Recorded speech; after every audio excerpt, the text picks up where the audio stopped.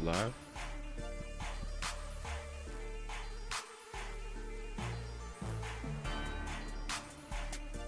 Hello.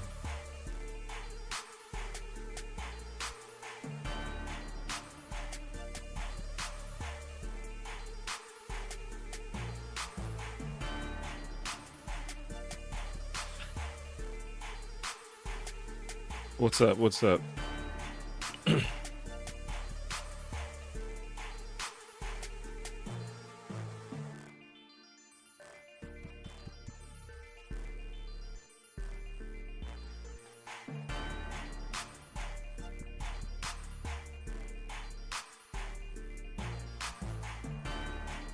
Hello, everyone. Can you hear me? Can you see me?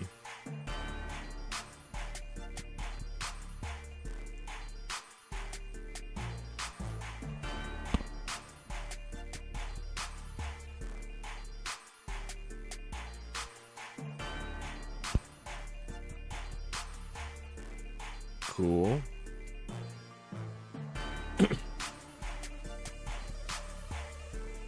Just kind of chilling on a Saturday. It is Saturday, right? Yeah. These days have been running together.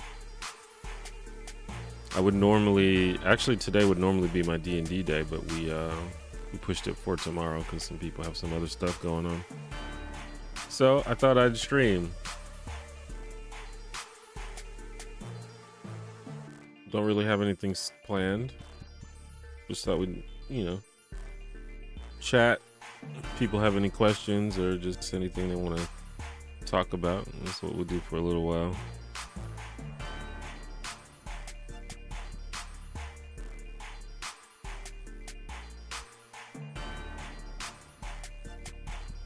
Long time watcher, first time catching the stream. Welcome to the stream.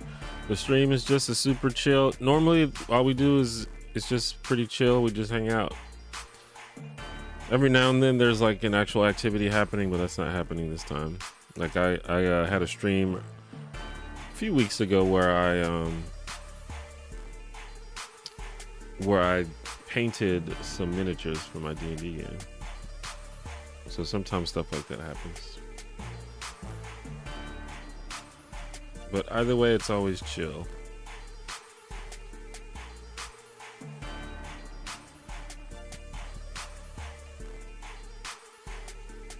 About to harvest my crop.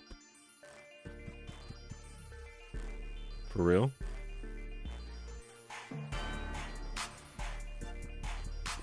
Is that a metaphor for something? Or are you actually farming? You have D&D in just a few hours. Cool.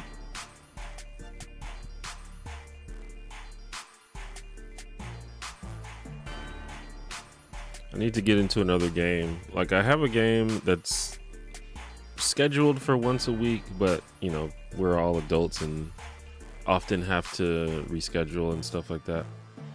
I think I need another game to join to just like make up for those days or those weeks where I don't get to play.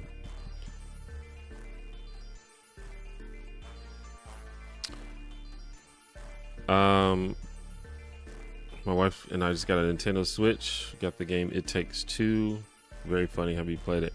I've never played it personally, but I have watched videos of people playing it. So I haven't seen like the whole game, but looks cool. Two people seem to enjoy it.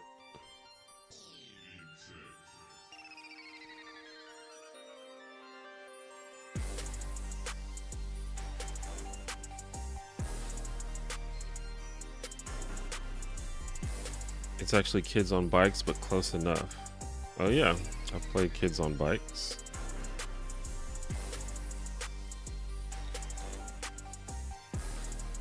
I enjoy Kids on Bike. Well, I've technically played Kids on Brooms, which is variant of Kids on Bikes, but it's basically the same thing with a few alterations. But yeah, I enjoy it. I like the idea of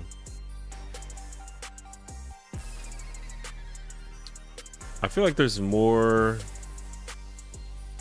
Like in D&D, I feel like the DM kind of controls everything for the most part. I mean, obviously the players contribute to the story, but the D&D, the DM kind of sets up everything. But in other systems, and I think Kids on Bikes is one of them, there's much more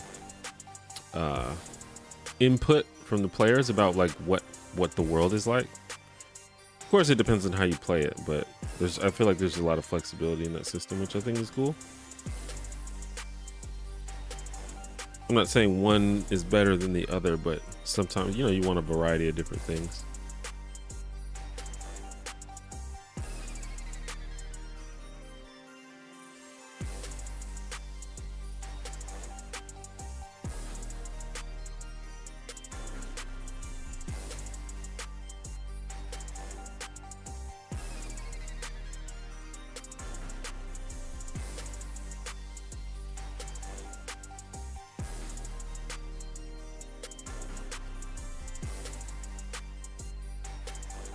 But yeah, so what's everybody got going on a Saturday afternoon, or at least it's Saturday afternoon where I am. It may not be Saturday afternoon where you are.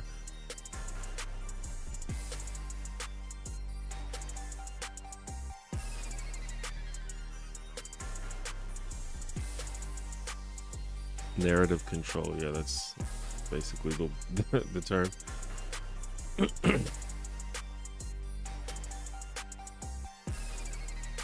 Played D&D 3.5 for years and got burned out, moved to Shadowrun. Well, I mean, I've been playing D&D. I've ventured into a few other systems, not too much. I haven't tried too many different things, but I've played a few things. But I still love D&D. D&D is still the closest one to my heart, and it seems to be the one that the people I play with want to play the most as well. Maybe just because that's the one that they're used to, and it kind of takes a while to learn a new system.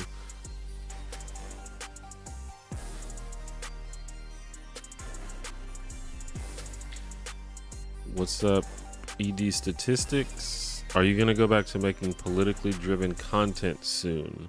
I know your last video said you were getting burnt out from it. Am I gonna go back to making politically driven content soon? No. So that's the answer to that question. If I feel like, if I have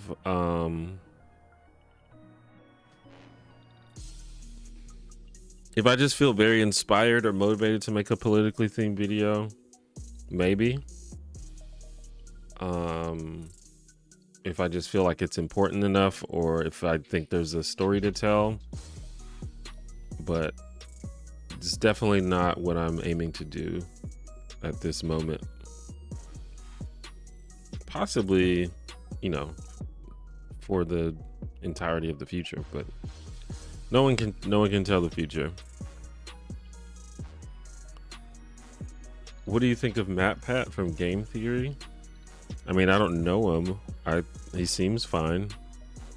I think his videos, he's kind of like a YouTube legend, and I think he sort of elevated the video essay genre, or at least he was like the first example of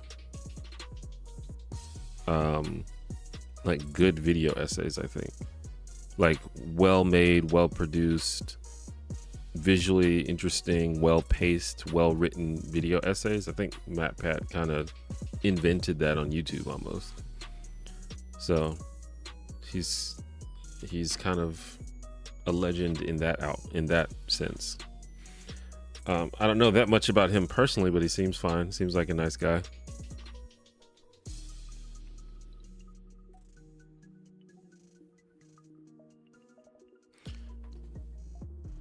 Shadowrun super crunchy. Yeah, I've never tried Shadowrun. I don't necessarily mind crunchy, but yeah, it can take a while to get into a game.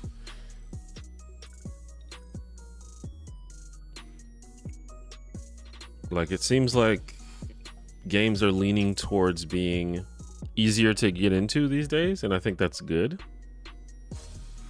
But the older games, the older systems that have been around for a while, I'm sure are appealing to a certain group of people, so they're still out there, they're still available. But especially if you're trying to get people to play with you, it's going to be really hard to do that if you just lay out this super complex, crunchy, math heavy system or something. And that's the beauty of something like Kids on Bikes. It's very easy, very simple. But even, you know, some of the more complex ones, like I love Vampire the Masquerade, and I would say that's a fairly complex game, but it's simple enough that you could get some people together and teach them the basics of it, like in like an hour or less, you know, or teach it as you go without much friction.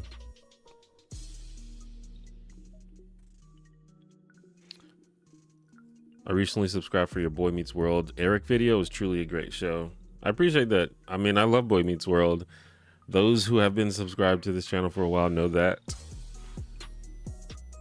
I made 2 videos about Boy Meets World if you didn't see the other one, but the Eric one is better for sure. I think it's the Eric one was made later, so it's more well made, I think. But yeah, that video was well received. It's cool. Those videos doing well sort of gave me the confidence that I could make different types of stuff on this channel and people would still watch it, so that's good.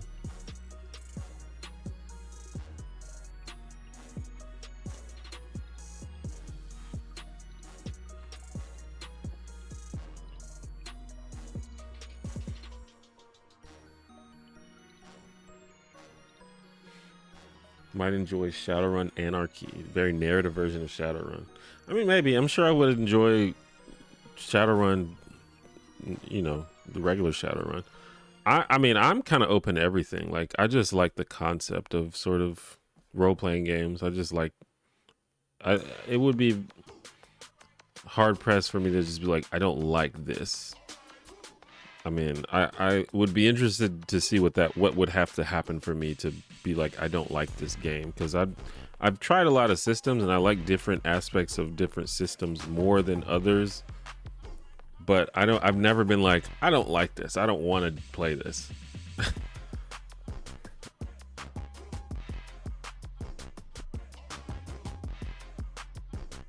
Because I think just the entire concept is cool. And you know, when you're playing, like I've been fortunate enough to play with my friends, like my closest friends. So I feel like if I'm hanging out with them, anything will be fun.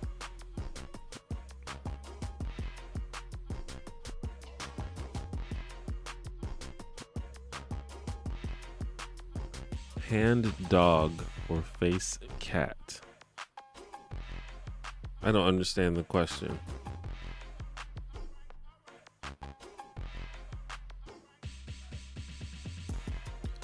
No bad game, I don't think. Usually inexperienced DM or unruly players. Yeah, I guess so. Because, I mean, there's so much freedom. So anything that you don't like about the game, you can just not use it or change it. That's kind of the beauty of tabletop role-playing games. And I've been mostly lucky when it comes to players and people I play with. There have been some altercations and some weird moments and some weird people, but overall I've been lucky in that aspect. But I've definitely read a lot of horror stories.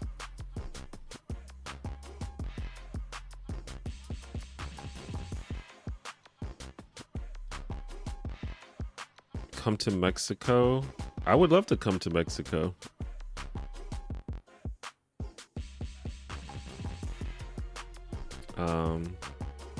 Maybe one day.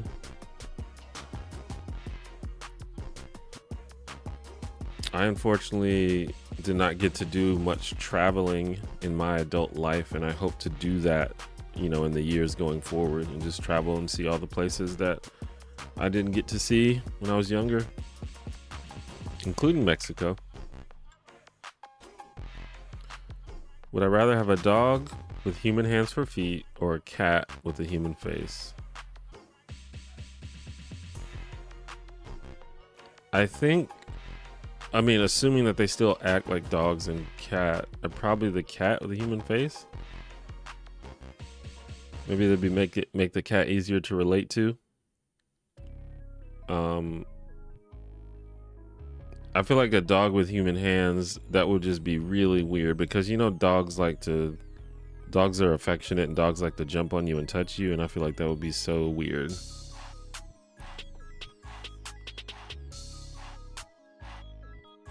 Do I GM yet or just play? I am mostly GM. I don't get to play that much actually, but I like DMing, so it's fine.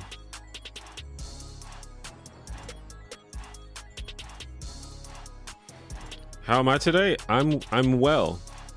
I feel good.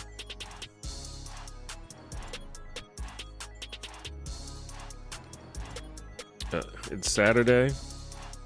It's not, I was gonna say it's a nice day, but it's really not. It's kind of cold and it looks like it might rain, but I feel good. It's kind of weird. Like you know, I'm self-employed and I work from home. So technically I can make my weekends whatever I want them to be, but I guess because most of the people I know, you know, are off on the weekends, Saturday feels like the weekend for me too, even though any day can be my weekend. But you know, it just feels like a day where you can just take a breath, you know.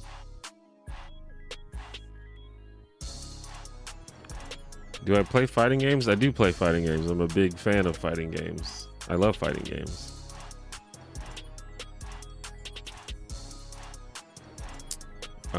I was playing a lot of Street Fighter 6, but I haven't played in a little while. But I really haven't been playing much of anything in a while, except a little bit of Baldur's Gate 3. But yeah, I don't know. I don't play games as consistently as I used to. I just kind of work a lot. I've been working a lot and just trying to figure out how to make good videos. That's kind of what's been taking up all my time. I just kind of get up and do my morning routine and then mostly work on YouTube all day. I mean, there's breaks in between and sometimes I procrastinate, but mostly I just work on YouTube all day and then do my nighttime routine and go to bed. That's most of my days, which is fine. And I think that, and I'm kind of in a phase where I'm trying a lot of different things on YouTube. So once I kind of figure out what I'm going to do, I think once I like figure out exactly like what I'm going for, I'll have more time for other stuff.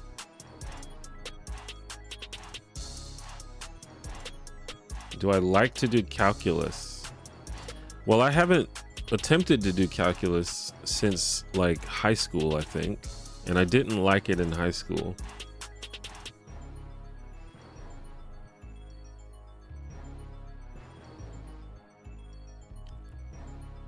Love the channel, by the way. Been watching since the Black Friends video. Cool, I appreciate that. That's one, that video did pretty well, but that's one that people don't talk about that much, I think.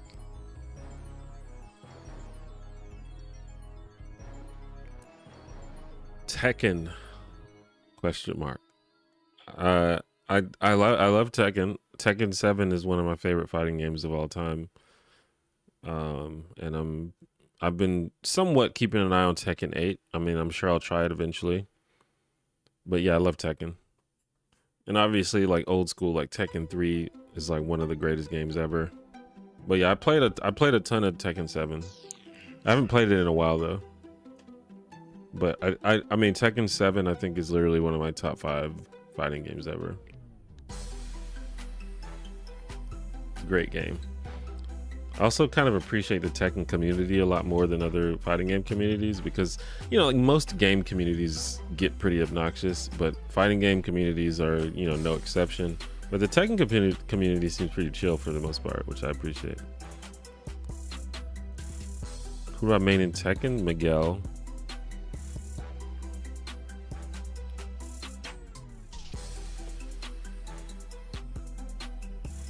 And I played a little bit of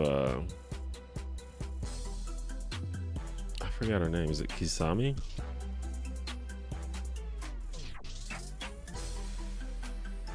What's the lady? The lady Mishima. I forgot her name. My main was Miguel though.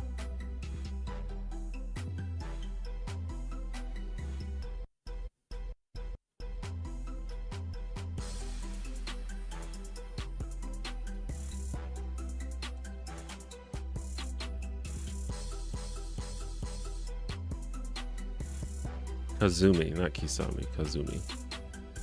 I played a little bit of Kazumi.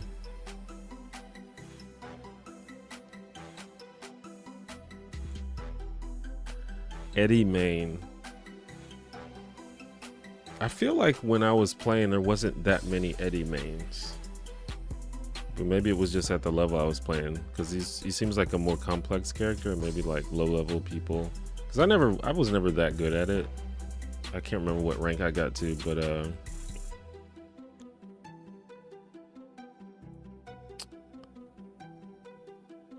but yeah, I didn't see too many Eddies. There was a lot of Lucky Chloe's, the other dance fighter, but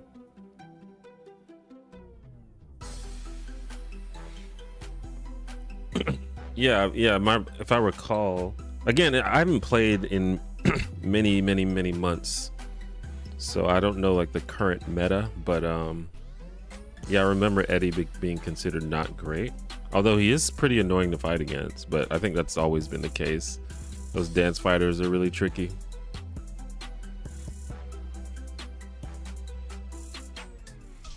But yeah, I liked Miguel.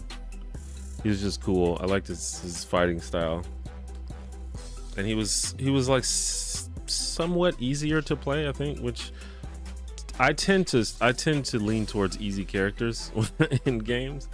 It makes it easier to get into the game, I think, and play at a higher level. But I say that, I play not that anyone in Street Fighter is very hard to play, but I played Kimberly in Street Fighter, which maybe people might consider is not the easiest character, but you know. What do you think about the normalization of inequality during and after the pandemic? The normalization of inequality. What do you mean by that? Can you be more specific? What's an example of the normalization of inequality during and after the pandemic?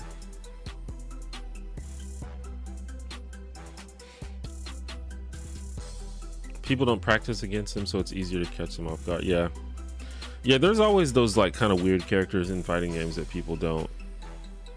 are kind of rarely played, but they're like really tricky, and often they're not very good, but since people don't know how to deal with them, they can get wins. Like I used to play a lot of Smash, and like Duck Hunt is an example of that in Smash. Character's not super good, at least last I checked, but very annoying, and not played very much. So it can be difficult to deal with the character if you don't know what to do.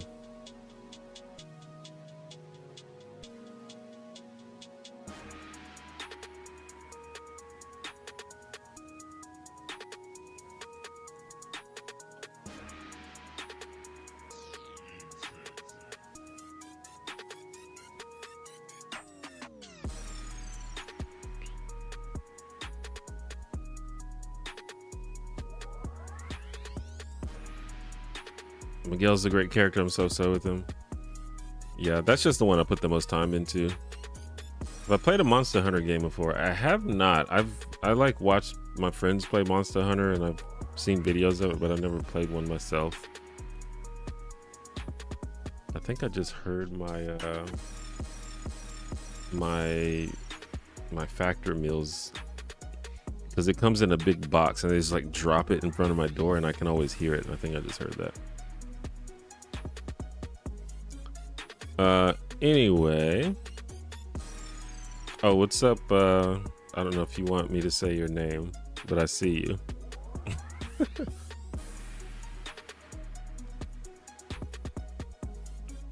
I'm in Kirby and Smash. That's fair. Kirby's cool. Kirby's a character I think that is also usually not that good. He was really good in Smash 64, but I don't think he's been like super good. I mean, he was pretty good in Brawl. He's terrible in Melee. I think it was pretty bad in Smash 4. I want to say he's low tier in Ultimate. I'm not sure. Anyway, Kirby's good. He's fun. I play Ike in Smash Ultimate.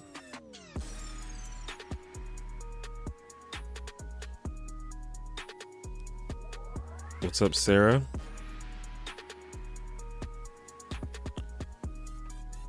Hwoarang is a balanced character. I mean, I honestly couldn't tell you who's balanced and who's not. But I think Hwoarang is another one of those characters that's kind of hard to play against. But I think at least at the level I was playing with, the players were pretty predictable, and so I didn't find it that much of a problem.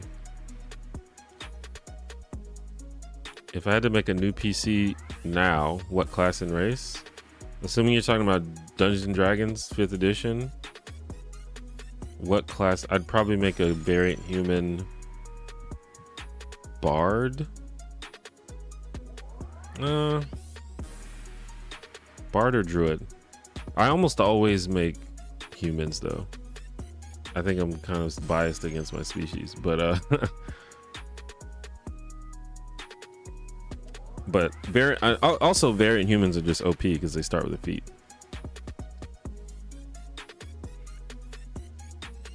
What am I currently watching?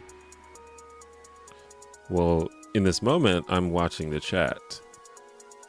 Like, as far as TV shows, nothing. I watch a bunch of YouTube. That's about it.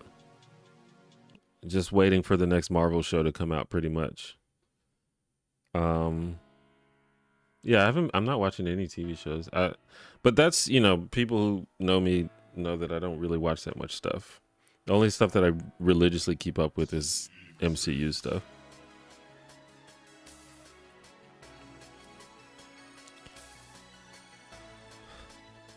What movies am I excited for? That kind of piggybacks off the last thing. I don't really watch that many movies. And again, the movies that I tend to watch are the MCU ones. I'm trying to see if there's any other movies that I'm excited for. I'm excited for the Across the Spider-Verse. I don't know when that's supposed to come out, and that's technically not MCU, although it's still Marvel. Hello from the night train in northern Sweden. Hello. Sweden's another place I would love to visit. How do you like the Factor meals? I like them. They're generally good, and some of them are actually quite good. The only thing about Factor is that it is expensive. It is the most expensive meal service that I have tried. So I don't think I'm going to be using it like forever, but I did want to try it for a few weeks and a few months. And they're good for like pre-packaged meals. They're about as good as you can get.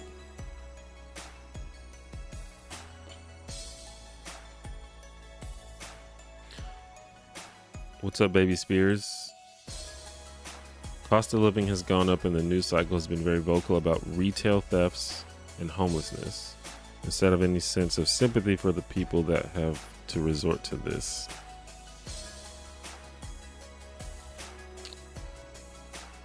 I mean, I don't know. I haven't really kept up with the news cycle, and I would imagine that there's probably differing messages being sent from different outlets. But you know, the concept of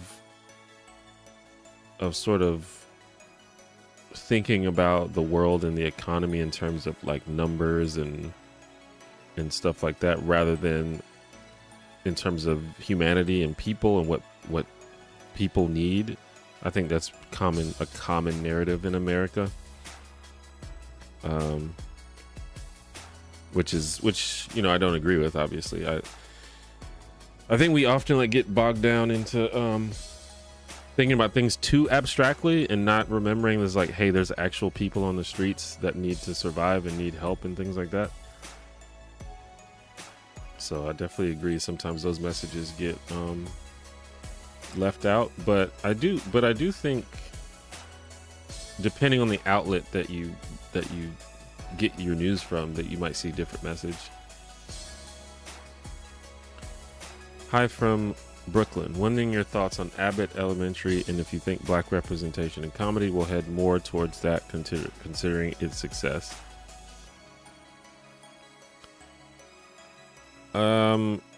So I think I've only seen like 2 or 3 episodes of Abbott Elementary, and I think it's fine. I think it's a show that I bet it gets better the more you watch. Y'all can tell me if that's true. I think the first couple of episodes are pretty like whatever, but I kind of see what they're going for. It really gives me Parks and Rec vibes, but I do appreciate that it does. Like, it's a black show and it feels like a black show, but it's a black show that I'm sure is accessible to people who aren't black, which isn't true of all black shows. So I think that's probably a success. Will black representation in comedy head more towards that? Well, people are always going to try to copy anything that's successful. But I mean, I don't need there to be like clones of Abbott Elementary out there. You know, I want people to tell different stories. So hopefully this just gives more opportunities for different types of people who are black to tell different types of stories. That's kind of best case scenario. Sarah says, how are you? Is the internet treating you okay? I'm doing well. I'm well. I haven't interacted much with the internet yet today, so I guess it is treating me okay. In general though, the internet's fine. I think as soon as I stopped posting on Twitter, the internet became like 1,000 times more pleasant for me. So I'm good in that aspect.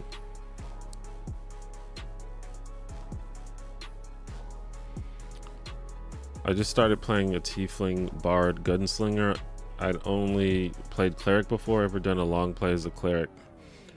Nope. I have never gotten to do like a full campaign as a player, which hopefully I would get to do at some point, but I've done like, well, not in D&D. I've done a full season of a vampire campaign, but in D&D, I've not done a full campaign. I've DM'd several campaigns at this point, but not as a player. Ernst, thanks for stopping by the stream. I did watch the Marvels. I thought it was pretty cool. I give it about a B.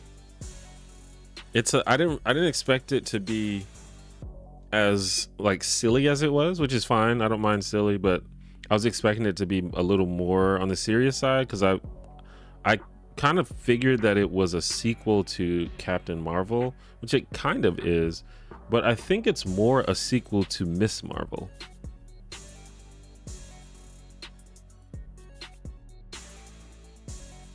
Just got here. Did I miss the Scrabble talk? No, we haven't talked about Scrabble yet. Do you want to talk about Scrabble? Adrian Dunstan, thank you for the kind words.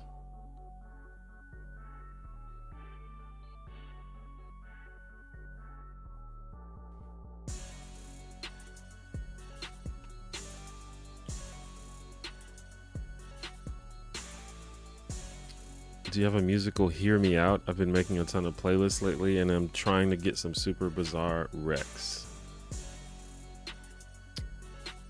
I don't think I have any bizarre recs. Much like TV and movies, I don't keep up with music.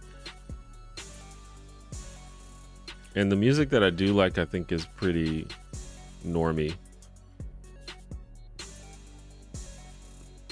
I like kind of experimental and weird stuff, but it also has to be accessible.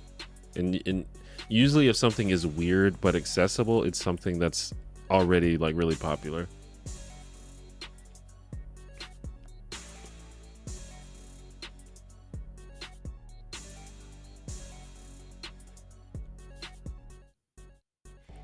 What are your thoughts on the completionist controversy? I don't know that I am familiar with the completionist controversy.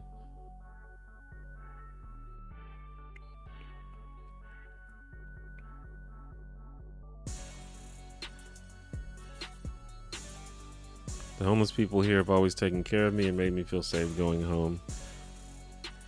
Well, that's good. I've experienced people like that as well, but I've also experienced the opposite. So it kind of depends on where you are and who you're talking to, and you know when it is.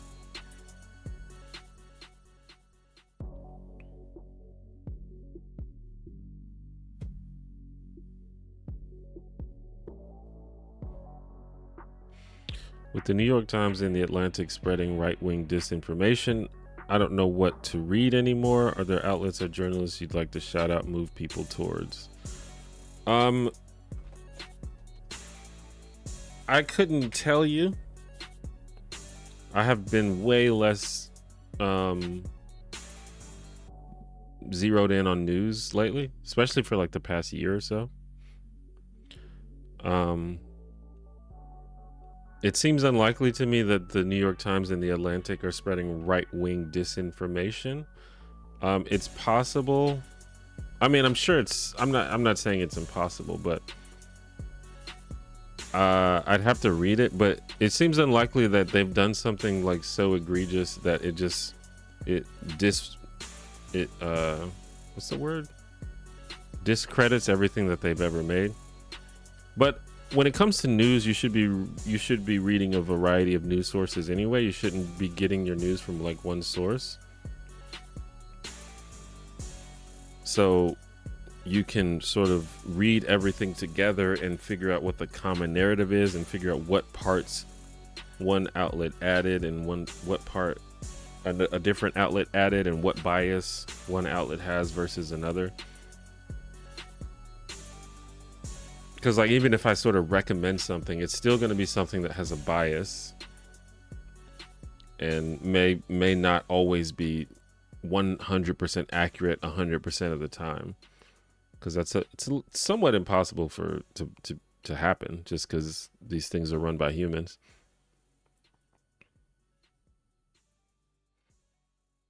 But I don't know. When it comes to news, it's hard to, I don't know. I feel like when people engage with the news, a lot of people are kind of expecting to hear something. And if they hear something they don't expect, then they just kind of like write the whole thing off. But I don't think that's the right way to engage with news. Like, I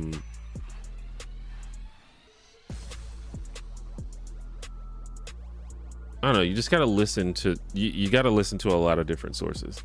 You gotta read a lot of different articles on the same subject. You gotta watch a lot of different coverage on the same topic. If your goal is to be informed.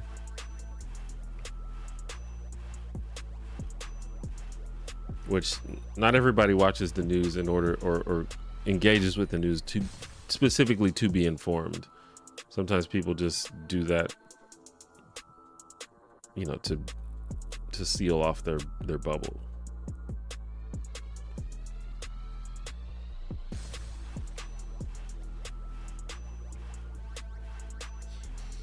Like, I don't think you should resist news that you think is biased, or that you think has a political leaning that you don't agree with. I don't think you should avoid news like that. I think it's good to engage with that, so you can hear different sides of that and compare it to something that you may be more inclined to agree with, because everybody's got a bias.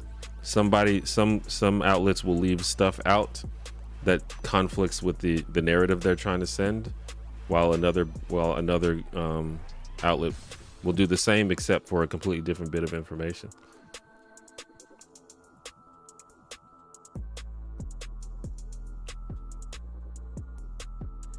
Anyway, that was kind of rambly. I couldn't like form my words correctly. I'll DM a campaign for you. You deserve a chance to just play. I mean, I'd like to play, but I enjoy DMing. Like, it's my favorite thing to do, so it's fine. But yeah, I mean, at some point I'll get to play. I love listening to Scrabble talk, but I'm completely incapable of participating in it.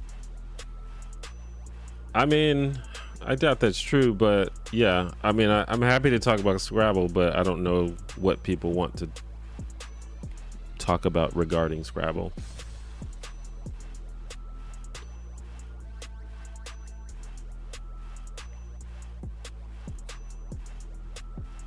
Like, I don't think there's probably not many people here who are Scrabble enthusiasts or Scrabble experts. So I think whatever we talk about, everyone will probably be on the same level.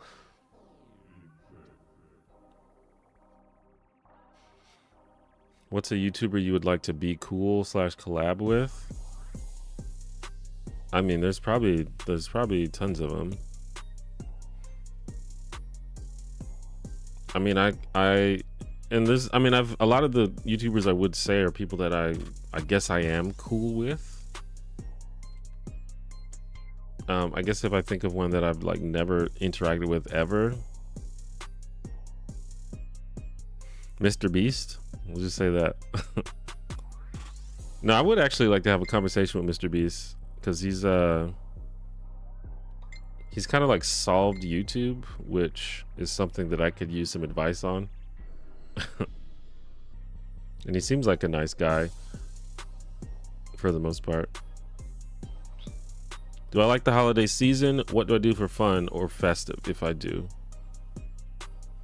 I don't do anything like super festive, but I do love the holiday season. I enjoy this entire time of year, basically starting with Halloween and extending to the new year. I just try to, be with my friends as much as possible. And,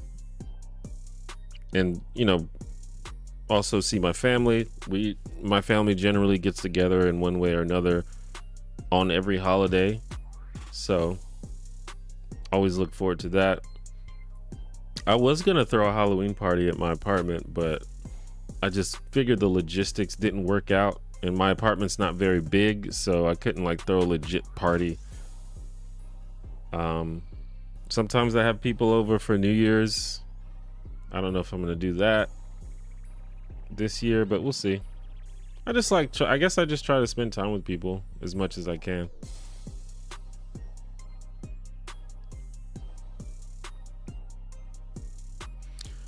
Accessible and weird to me equals T-Pain's recent cover of War Pigs.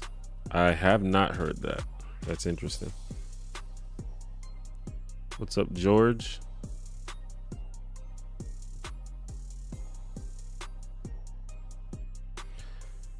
He's a YouTuber that 100% video games and posts a review based on whether or not a game is worthy to finish. For the past month, he's been caught running a charity scandal. It's supposed to be donated to help people with Alzheimer's. He held the charity for 10 years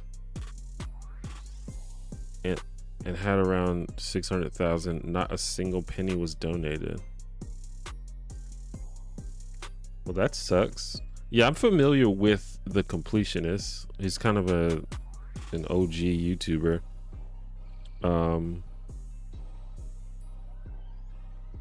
But yeah, he seemed like a nice guy, I thought. I don't know, I can't remember. But anyway, that's really weird. Like, why would you do that? I mean, it's like confirmed that he did that, like proven. If so, I mean, that's just straight up, that's just fraud, That's a crime. It's also bad to do. You shouldn't do that.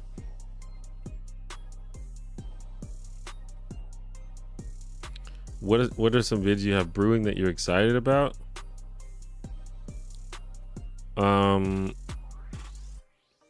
I don't really like to spoil it, but I will say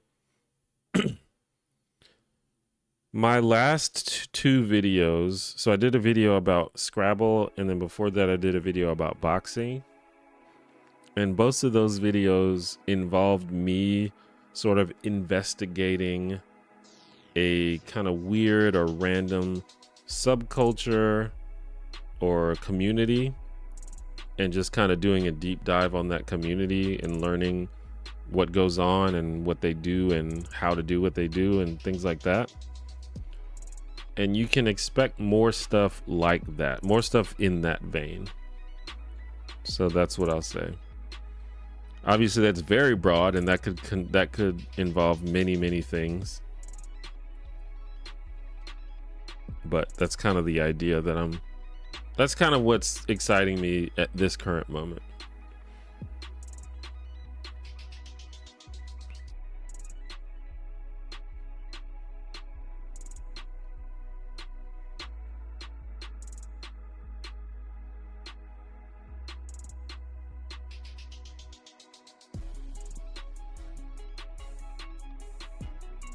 Democracy Now! And Al Jazeera is a good start off point for non-Western perspective. Yeah, I mean, I think people you should read everything. I mean, obviously everyone doesn't have time to just read everything, but if you do have time, just read anything that you're interested in.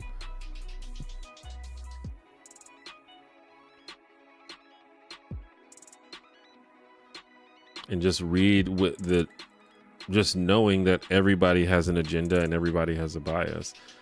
And I hope this doesn't come off as like you can't trust the media, because I'm telling you to read like I'm telling you to check out this stuff. I'm not telling you to avoid it. Don't rely on just these little fringe outlets that, claim that they're telling you the real truth that the media is not really telling you. That's when you're probably going to get into weird territory. Just read everything with a grain of salt and gather up all the information that you learned and see what you can get from that.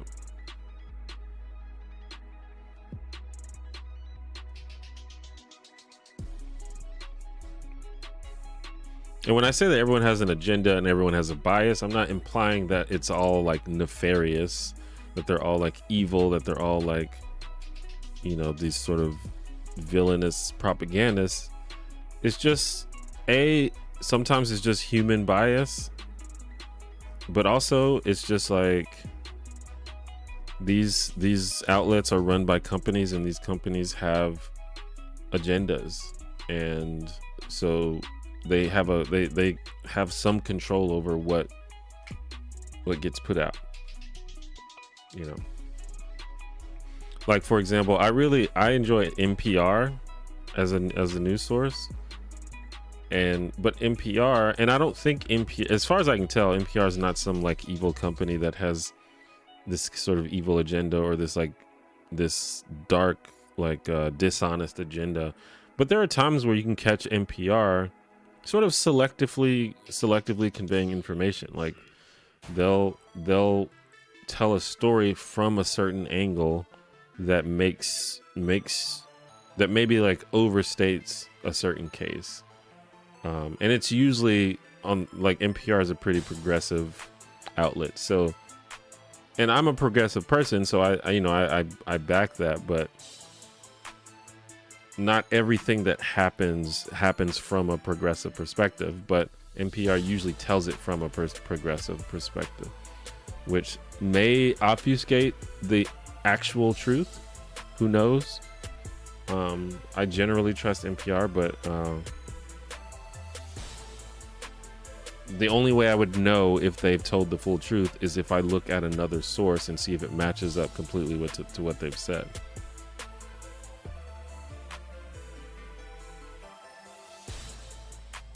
What was I for Halloween? I was going to be Barbie, but my boss decided to be Ken, and that made it weird. I didn't dress up for Halloween this year. This was because I didn't really have anything to do. Normally I would like go to a gathering or go out and something, or hang out with people, but yeah, this year I just kind of stayed in, so I didn't actually have a costume. Halloween's one of those weird things where it's like, man, I want to celebrate, but I'm getting older I mean, I'm not like super old, but I'm getting older and I can't party like I used to. Like Halloween used to be kind of like the party holiday.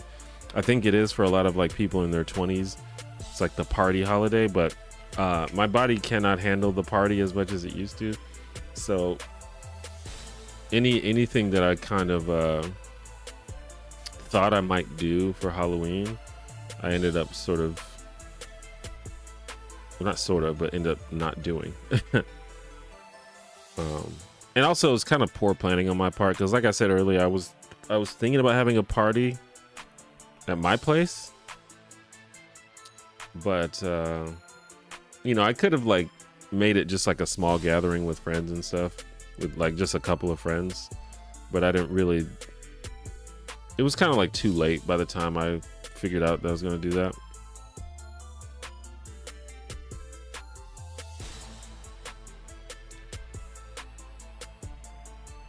Do I have any New Year's resolutions? I don't really necessarily do New Year's resolutions because I constantly am trying to improve things. So I do have resolutions, but they're not specifically for New Year's. There's a lot of things that I'm trying to do. I'm trying to exercise more. I'm trying to eat healthier. But these are things I've been working on already.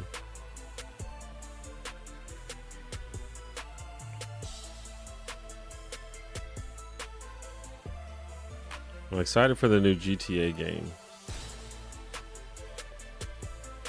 I don't know if I'm like super excited, but it looks cool and I'll probably check it out eventually. But I'm not like jumping out of my seat. But GTA is good. They've like never made a bad game, so I'm sure it's good.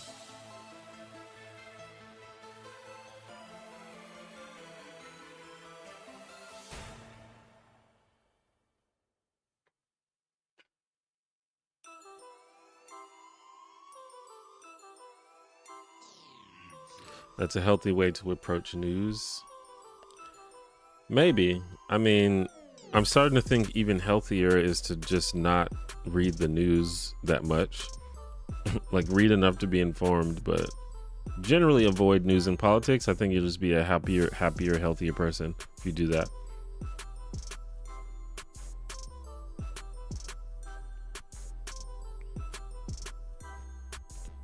How old am I? I'm 38 years old.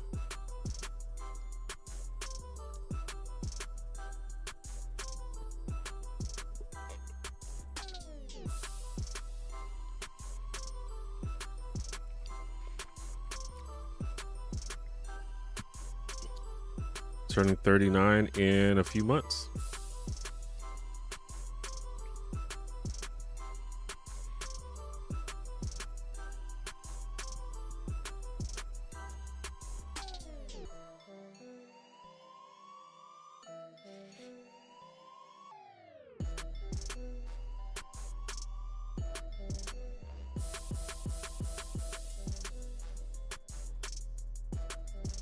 Emily D. Becker did an interview with Mandy Matney about the future of reporting. That's a very young looking 38. I appreciate that. I mean, I look pretty much the same that I have looked for my entire adult life, I think. I've looked the same since like 25, I think, which is good for me. I mean, I'm getting a little gray hairs in my beard. That's probably about it. Gained a few pounds, I guess, but that's about it.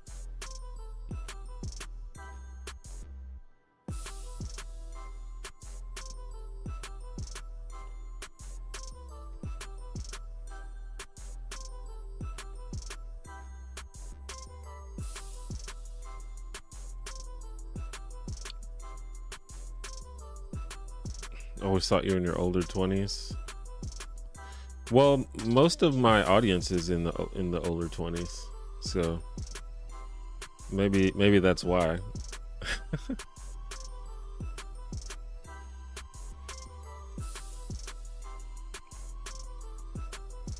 I'm having my first Christmas alone. Big self-care win. Well, that's good. I'm glad you're positive about it. Some people might not think that was a positive thing. I believe I'm gonna go hang out with my dad on Christmas. Me and my brother's gonna ride over there. He lives in Georgia.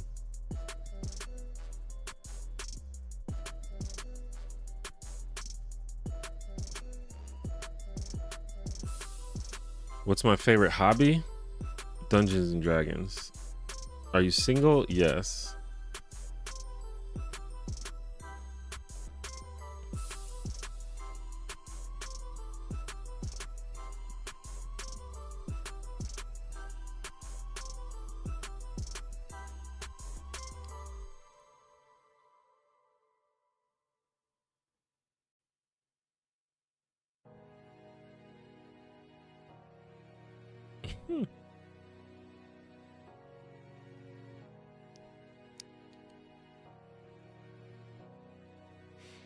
Single and looking. I'm not going out of my way to look. It's kind of distracting. Dating is kind of distracting because I'm still kind of working on my career.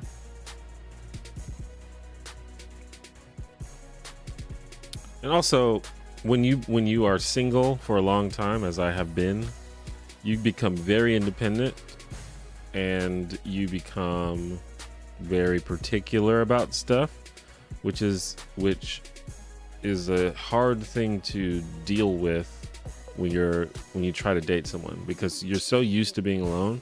It's hard to like relinquish some of that control, I guess. I don't know if control is the right word, but it's hard to date people when you're super independent.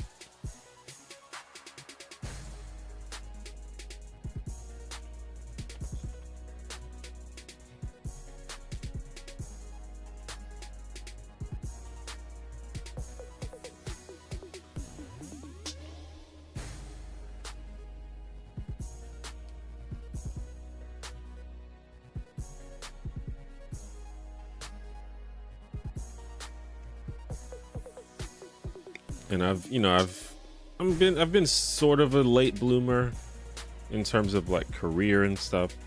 I don't want to be like super literal about that, because it doesn't really matter when you figure stuff out in life. But at least compared to a lot of my peers are like pretty solid in their careers at this point, and I'm basically still figuring it out. I mean, I got a career, it's cool, but there's still so much I want to do, which I guess is true of people my age, so it's not that uncommon. But it just seems so weird, like the idea of being married with children, for example, right now just seems so completely the opposite of anything that I want to do. And it would just be completely distracting to the things that I'm working on. So that's kind of what I mean by all that.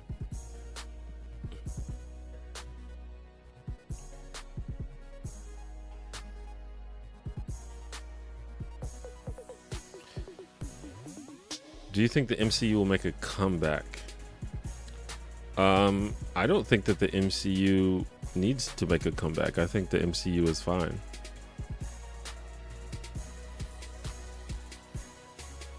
I think they've had a low point. I mean, they have good and bad stuff, but they've always had good and bad stuff.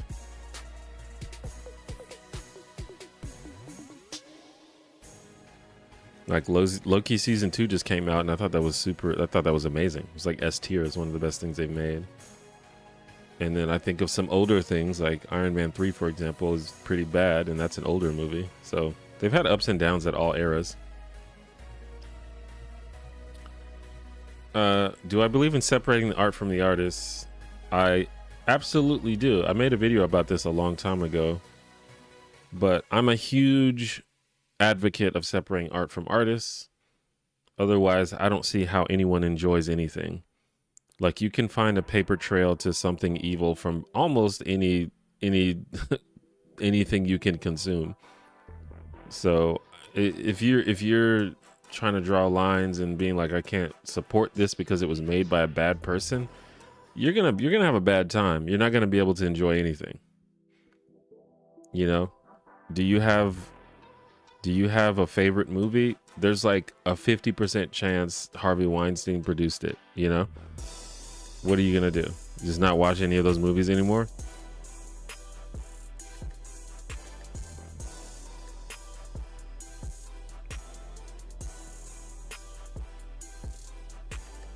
You don't have to live with a partner. There's so many wonderful ways to be partners. I agree with that, but if you have a partner, that still completely changes the dynamic and disallows you from being as independent as you're used to being. I mean, there's different dynamics, but there's a level at which are you actually partners? Like, if nothing has changed about your life and except you call someone your partner, I don't know, that seems like either a toxic situation or a made up situation.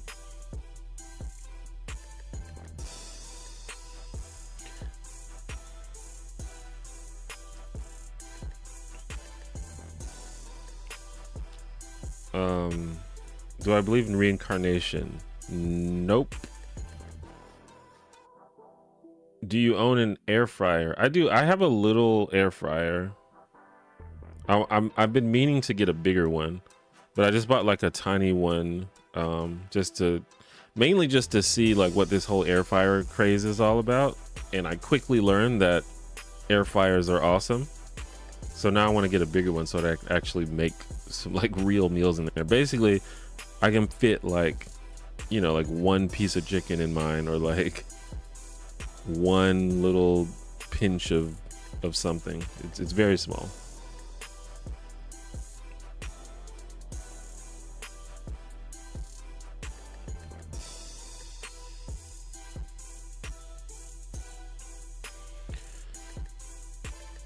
So true. You can reconcile liking something made by a bad person as long as you're not actively supporting them in their terrible efforts. Yeah, I mean, I think everyone has to decide for themselves what crosses the line for them. I generally always support art from artists. The only time that I don't think I can do it is if I believe that the art is part of the negative things that they're doing. Like if it contributes to it or if it is a product of it.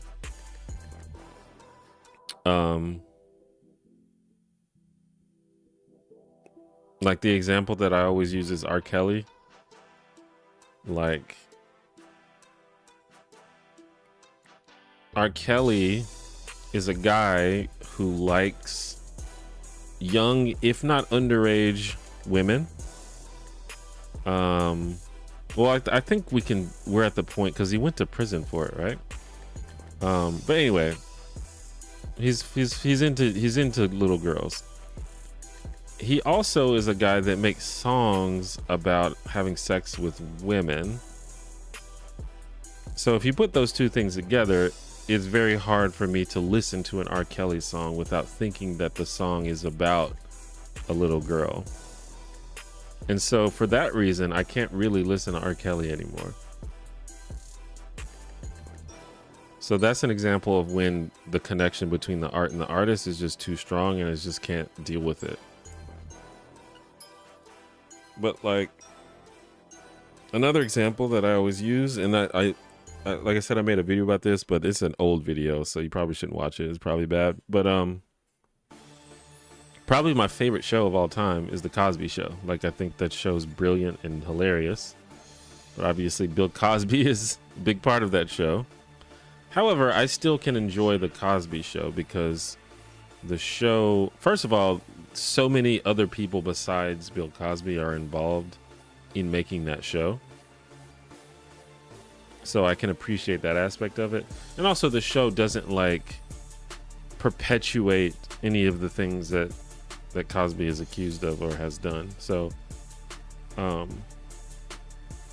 for that reason, I can still enjoy that. So it just kind of depends on you. And I think it's different for each person.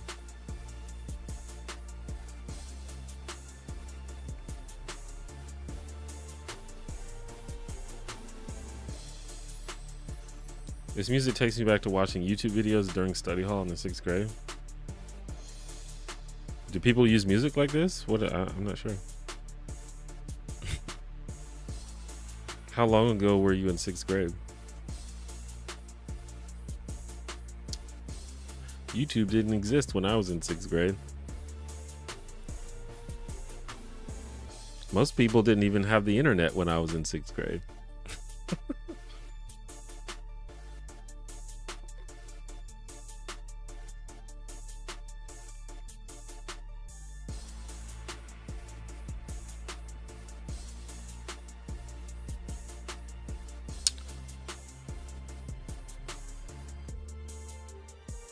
What are your thoughts on how black people treat other black people that don't fit the stereotypes, such as listening to hip hop or using ebonics?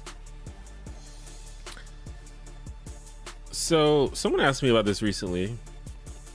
Is the implication that black people are rude or mean to other black people that don't fit that stereotype?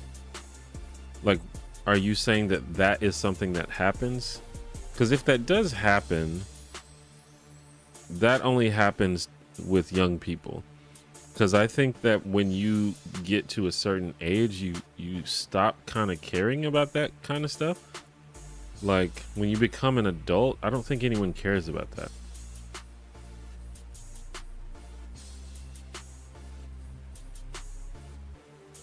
It's possible that younger people treat each other like that, like teenagers or maybe 20-year-olds or kids or something, but I don't think that adults do that.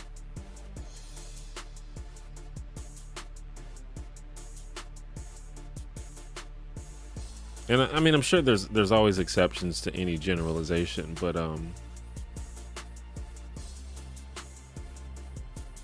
I can only speak from my experience, because as a person who is into a lot of things that are not like the stereotypical black hood stuff, I have perfectly pleasant conversations with some of the hoodest black dudes you'll ever meet. Like, people, I don't know. In fact, as you get an adult, I think you start to be more curious about other stuff, you know?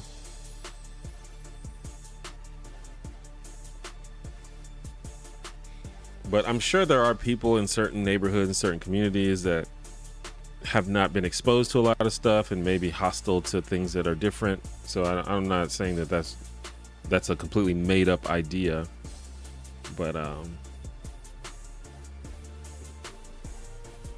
obviously if people are doing that, I think that's bad. You shouldn't you shouldn't alienate people based on the things that they're into, the way they talk. But I gotta say, I haven't experienced that too much as an adult. Like, when I was in middle school, I remember stuff like that happening. Or like high school. Like in high school, I went to a like 90% black high school, but I hung out with like the weird kids that were into stuff like skateboarding and, you know, rock and roll music, which was rare at my school. Like, not too many kids were into that kind of stuff. And we did get some weird looks every now and then. I mean, I think I had enough friends that it wasn't like we were getting bullied, because we kind of had our own crew. And I also honestly think people were scared of us. But I do remember getting some like weird looks back then, but I just haven't experienced too much as an adult. And maybe it's just because I just don't spend too much time around the type of person that would do that. I guess I'm lucky to have like open-minded and cool acquaintances for the most part, and like family members. Like I have, you know, my family members. I have a lot of family members that are pretty hood, and we get along fine.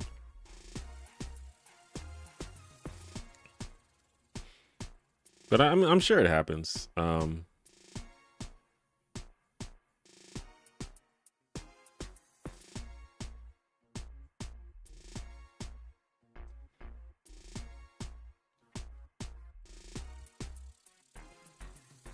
Your locks are awesome. What's your hair care routine? How did you grow your hair so long? So I I have like, I don't even know the correct terms, but I have like very coarse, curly, I don't want to say coarse, but basically my hair is such that if I do not do anything to it, it will naturally mat and lock up.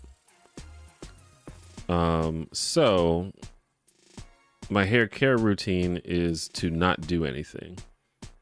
And this is why I have the naturally formed dreads. They're not neat or, you know, there's no product in it. It's just matted hair. This happened naturally. So I just have the type of hair that causes this to happen naturally. And, you know, I guess the only like hair care I have to do is make sure it doesn't become one big dread. I do occasionally like pull it apart, which some people find distressing because it sounds like it hurts, but it doesn't. Let me see if I can get it on the mic. Can y'all hear that?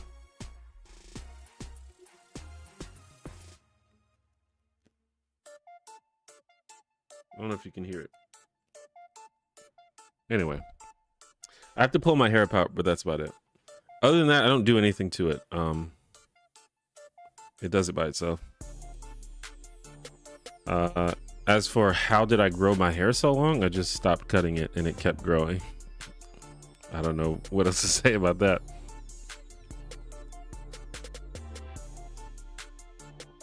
That's part of the reason why I have this hairstyle, because it requires no maintenance. Although the hair is starting to get so long that it's annoying.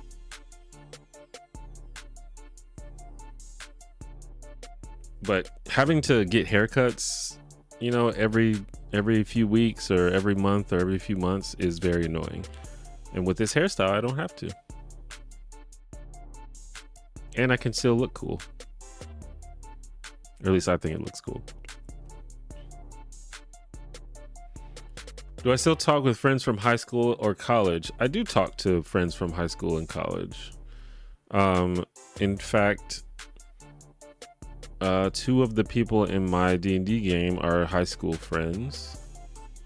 And I have like pretty much my main friend group is 3 or 4 of my closest friends from high school and my brothers and some other friends that I met later on in life. So yeah, I'm actually, my best friends in high school are still my best friends now, which is cool. That worked out really well for me.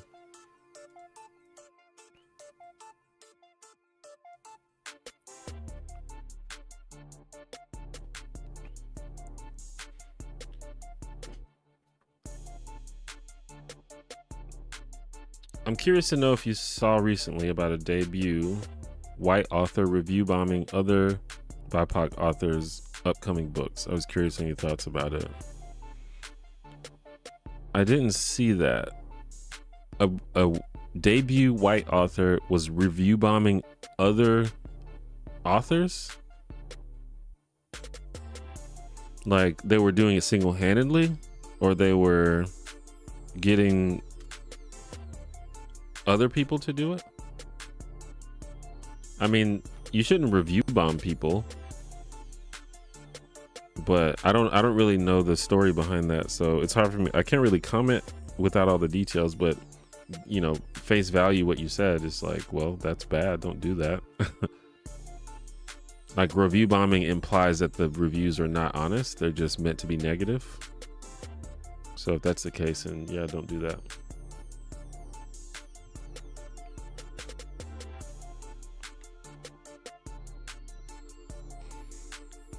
Full hair ASMR pivot is the career security you need. Hey, if people will watch that, I'd do it.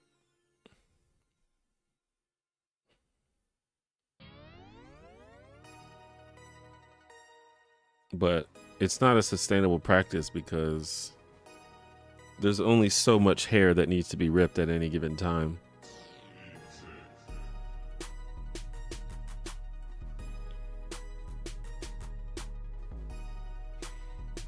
Do I think Scientology would be less controversial if it was invented thousands of years ago?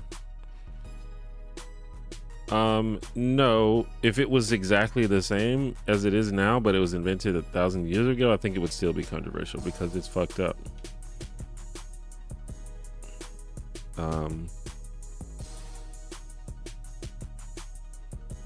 But I mean, I kind of understand the question, but I think just the way that it sort of interacts with celebrity culture and just all the weird stuff that you hear that make it sound more like a cult than a religion, which I know it's like fashionable for atheists to say that all religions are cults, but I think there's a clear difference between a religion and a cult, and Scientology is definitely more of a cult than a religion.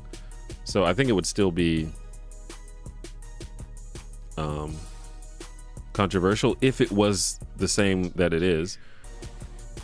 But I also imagine that if it was invented thousands of years ago, it'd probably be a lot different. I can't imagine like a cult lasting that long, but maybe.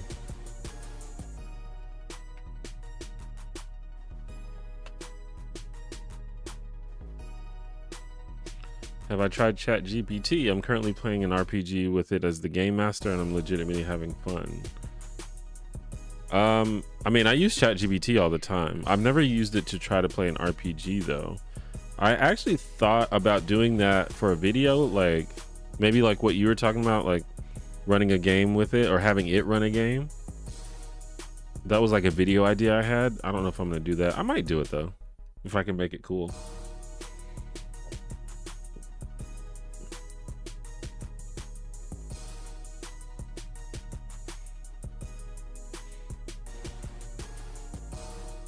As an adult, how can I join a D&D group? D&D group. Went to a gaming place and just got dirty looks. Outsider beware sort of vibe. That's interesting. I wonder why. There's a lot of reasons why that could have happened. A lot of hardcore tabletop players kind of consider D&D like the noob game. Like whenever you talk to some of these like hardcore people, they're like, there's other games beside D&D, right? So they're kind of elitist about it. Maybe that's why. In my experience, the D&D community has been like very open and welcoming. So that kind of sucks if that was your experience. I feel like at least where I live, game stores don't like go so hard on D&D, and it could be for that elitism. It could be also that Wizards might be weird about how people can sell their stuff, but so number one thing I always say is the easiest way to get into a D&D game is to start one yourself. Take the initiative to be the DM. It is more work than being a player, but it's also more fun, in my opinion. So that's like the number one easiest way, is to be like, hey, I'm starting a game. Do you want to play with me? And I would say first start, if you have any like friends or acquaintances that you like hanging out with or that you do stuff with, I would say ask them first and see if they'll just humor you. Just be like, hey, you can just frame it as like a game night. It's like, hey, we just want to have a game night. I want to try D&D with a couple people. You can literally do it with one other person, 2 other people. That you don't need a whole bunch of people. So that's like number one thing. The easiest way to play D&D is to run the game yourself. Spend like $20 if you have it on the starter kit, $20-$30, however much it costs. Get the starter set, read the book. It's very short. I've run it a couple times. Well, I've run it in full one time. It's perfect for beginners. Outside of that, I think that there's a lot of people that are interested in D&D. Even if you don't want to run the game, I would just like put a feeler out in the community or in your friend group or whatever, and to see if anyone's interested, because it seems like everyone is interested in D&D these days. I've had so many random people tell me they want to learn how to play D&D. Like, people are like, man, all my friends play D&D and I've never played and I want to learn. Like, it's crazy that this would not have been the case 20 years ago, 30 years ago, but people are into it. So I would say just ask around. Outside of that, there are plenty of online plenty of ways to join games online. You can join Discord groups, you can join Reddit groups, you can join Facebook groups. You go on Roll20, there's like a section on Roll20. Is it roll20.com?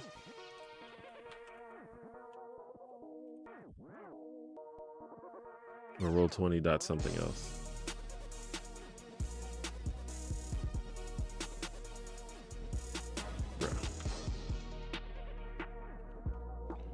Roll20. If you go to roll20.net, roll20.net, there's literally a button that says join a game. You just click join a game, and there's like hundreds of games you can choose from. So if you're okay with playing online with strangers, there's always games to play. Go to roll20.net, click join a game. Now, you never know what you're going to get online, obviously, but as I said, most people in the D&D community that I have interacted with have been cool for the most part.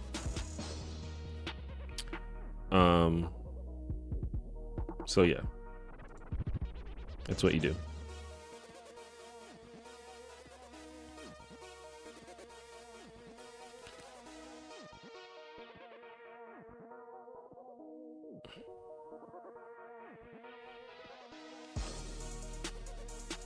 I live in the #1 Scientology hub of the world, and John Travolta is down here all the time. It's super weird.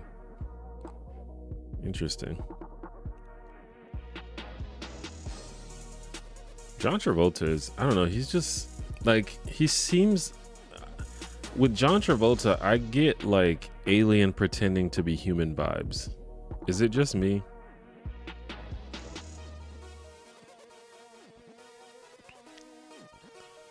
Do you think any figure from YouTubers to celebrities should be held accountable for their fan base / community?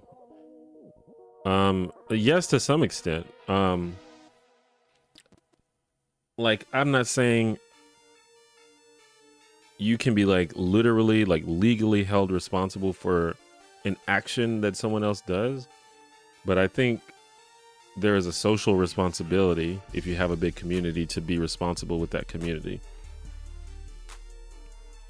And I think it goes a little deeper with YouTubers, because YouTubers tend to have much closer relationships with their audience. Usually, not always, but usually. So they have much more influence on their behavior.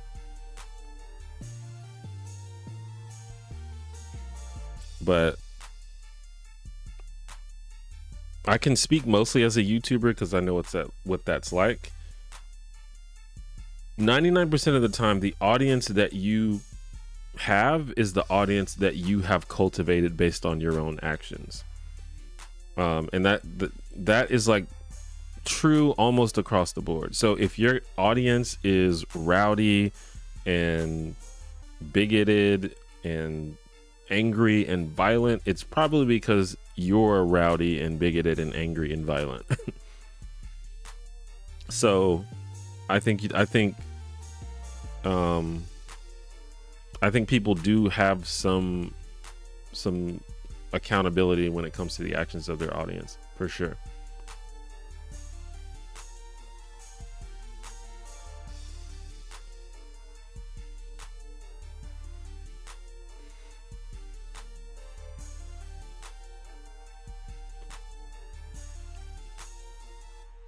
If ChatGPT was around when you were a teenager, would you have used it to write essays and complete assignments for you in school? I think I would have done so to make my school life easier.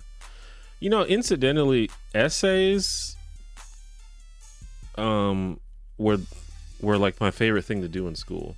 Would I have used it to do like the boring homework? Probably. Like math homework and shit. I've never even thought about that. What are they doing to combat that in school right now? Because ChatGPT is pretty good at, like, for example, solving math problems. Like, you could just put your calculus homework in ChatGPT and it'll just do it for you, and it'll show the work as well. I wonder what they're doing in schools. I have no idea.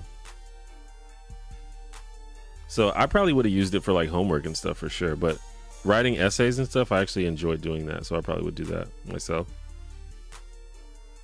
Do you plan on watching Stranger Things since it has a lot of D&D references? Yeah, I've watched the first season and I plan on watching the rest, but who knows when that'll happen. I'm pretty bad about keeping up with stuff. But I would like to watch it. I'm not like opposed to watching it, but I'm just bad about watching stuff. That's just kind of a thing that happens. Do you watch international media like British, Aussie, K-drama, Bollywood, Nollywood? Well, I don't watch a lot of media in general, but there are certain non-American things that I like. For example, I think Taskmaster is maybe the greatest show ever made. And that is a British show for those that don't know. So that's an example of a show that I really love that's international. In fact, I kind of enjoy the idea of the UK panel show. There's a lot of different panel shows. We don't really have that in the United States. Like we kind of have it like on like daytime game shows and stuff, like like To Tell the Truth and shows like that. But like there's sort of like prime time, really popular panel shows in the UK. I really like a lot of those. And Taskmaster is kind of that, except with a twist, which I really appreciate. I have not watched. I haven't watched any Australian shows that I know of, except the Australian version of Taskmaster, which is good. I've never seen a Korean drama ever, and I don't think I've ever seen any Bollywood media either. Where's the little red section of my hair? It's there. It's just my hair is so long. You can't see it because it's at the bottom. But yeah, it's still there. I need to get it redone.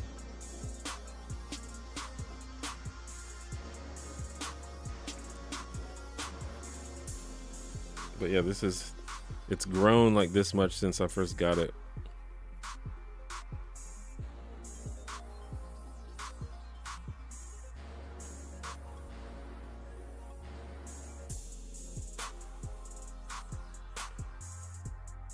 I recently moved across town, and from talking with my new landlord and neighbors about the area, they seem to have a lot of disdain for the needle exchange a block away.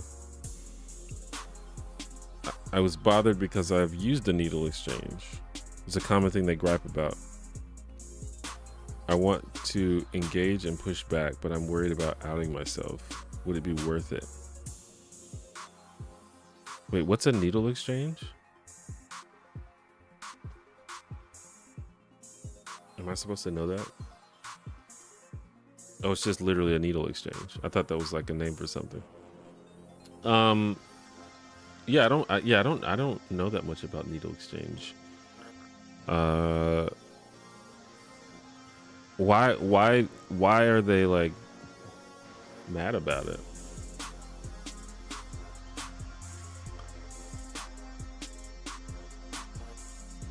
Oh, I see.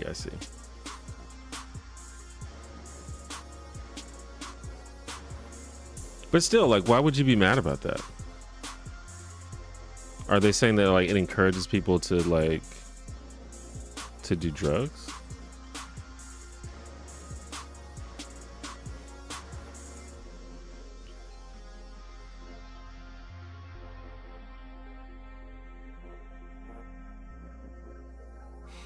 Yeah, I mean, sometimes it's hard to.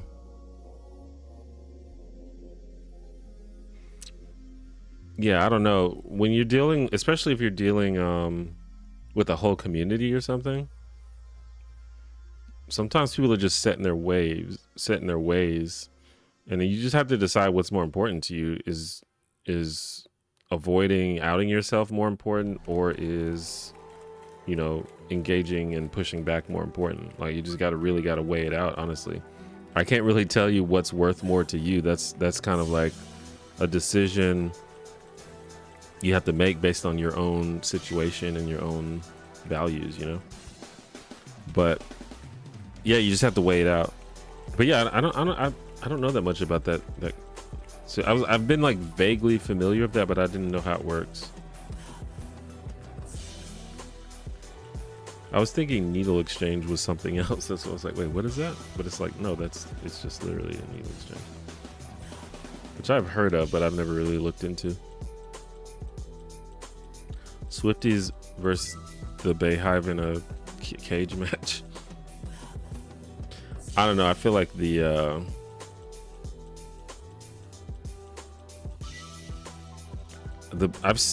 I've seen the Beyonce fans get way more buck than anyone else. Well, not than anyone else, but definitely more than Swifties.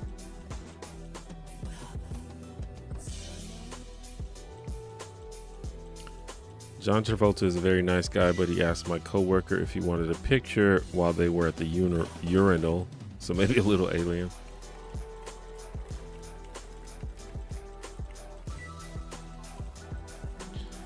Yeah, he seems like a nice guy.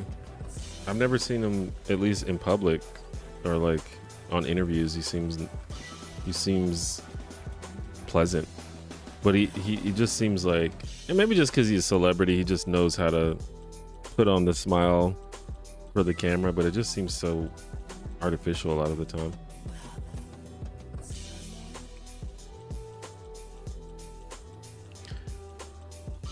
Glad to see you alive. Well, thank you. I like your format of quality over quantity videos. Strong mind.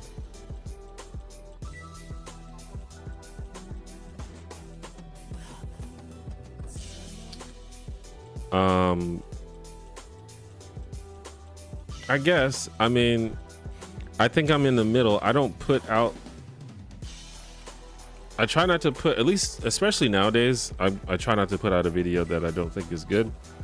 But I still post pretty frequently, you know. I upload at least once a month, which is more than some other of the people that have been in the kind of like video essay genre. Although I would say my videos are becoming less video essays lately. At least the last two. I don't even know if I would describe them as video essays. So I don't even know if I'm like still considered a video essayist. I think I'm like somewhere in between like video essayist and I don't know what you would say beyond that. But anyway, other video essayists post far less frequently than me. So it was a little, I just thought it was a little funny that I was referred to as quantity over or quality over quantity, because I feel like I post a lot. But I know there are people that post like daily or weekly, which I definitely don't do. So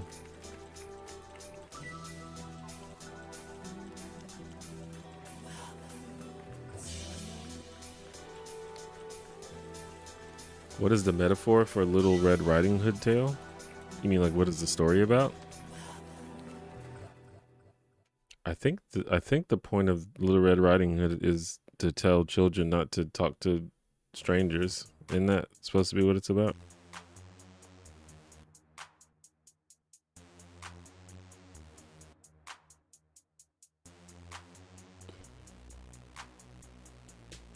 I forget what happens in Little. Doesn't she like meet the wolf? I forgot what happens.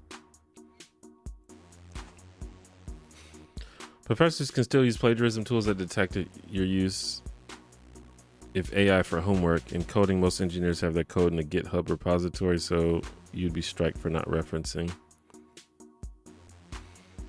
Yeah, I mean, for certain things I could see that, like for essays for sure, but like for example, if you have calculus or math homework, they usually, at least when I was in school, they give you a list of problems to solve and then you just solve them. How can they prove that you solved it yourself when you can get ChatGPT to just give you the answer and show the work?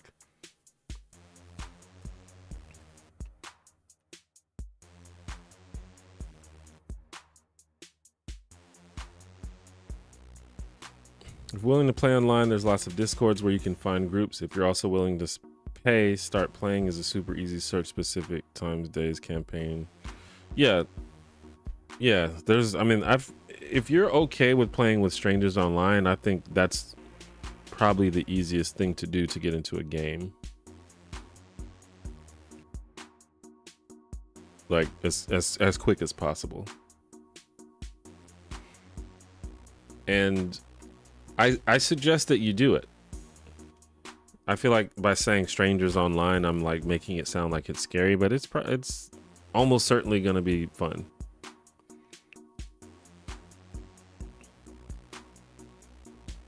My thumbnail rocks.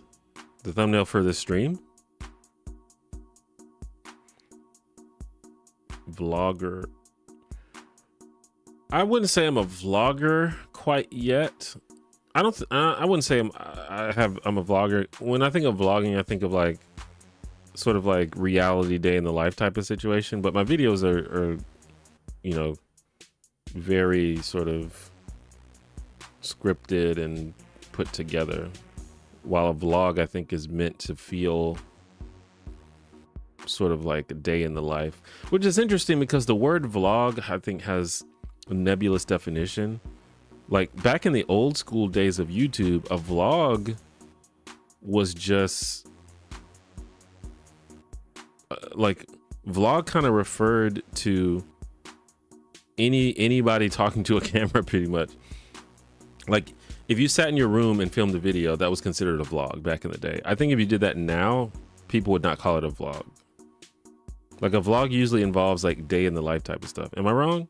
Maybe I'm thinking about it wrong. But that's what I think of these days when I think of vlog. It's like, hey, come watch me while I do stuff. Here's my vlog.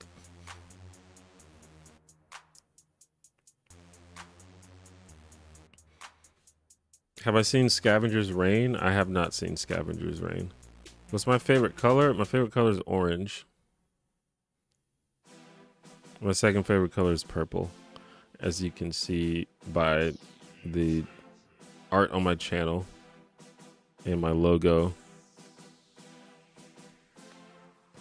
and my website.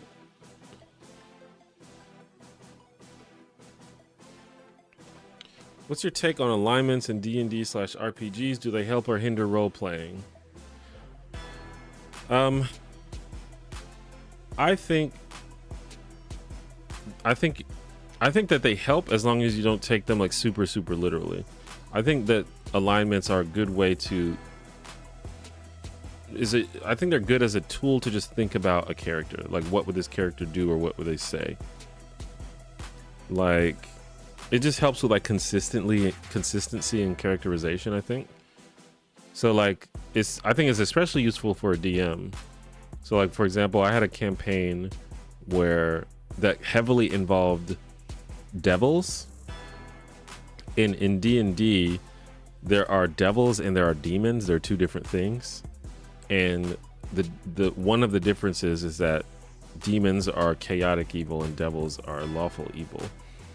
And those alignment descriptors help me differentiate in my mind how a devil is supposed to act and how a demon is supposed to act. So devils are crafty and clever, but they play by rules. They try to like skirt those rules and bend those rules all the time, but at the end of the day, they play by rules. They want to make a deal with you.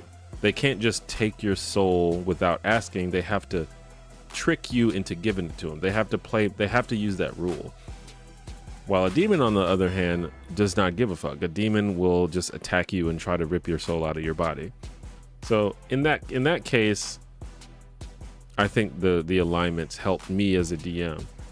But at the same time, you might decide that something happened in the story that causes a person to act in a way that is inconsistent with the alignment that you have written down on paper. You know, if a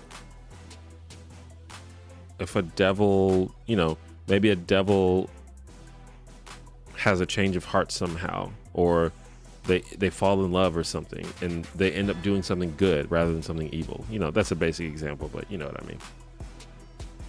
So I think that's good to use as a tool just to help you figure out characterization, but it should never be the end all be all.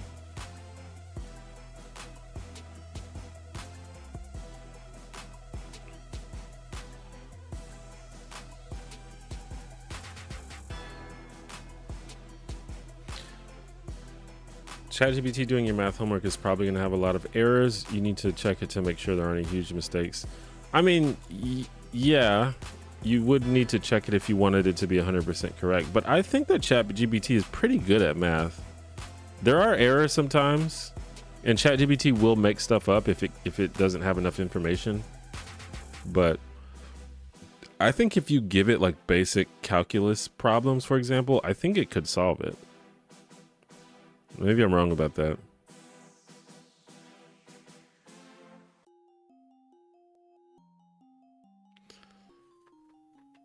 I'm a little nervous about Joker 2 being a musical, but I trust Lady Gaga.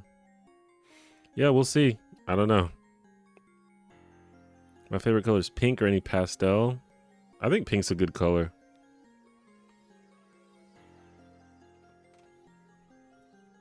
Did I grow up rural or urban? Urban, definitely urban. I basically grew up in the hood. I haven't really spent too much time in rural areas.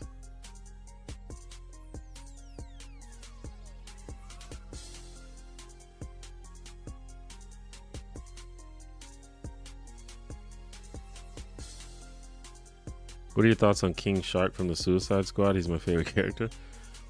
He was funny in that movie. I think he was a good character. That was a pretty good movie. Definitely a good redemption for the original Suicide Squad movie, which was not great.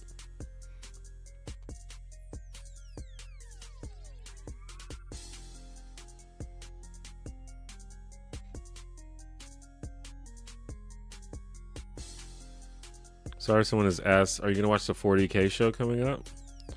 I don't think I knew that there was a 40K show, but I'd like to check that out.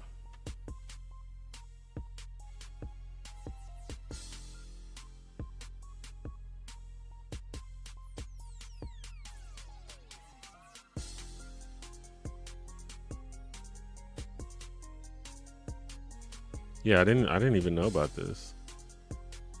With Henry Cavill.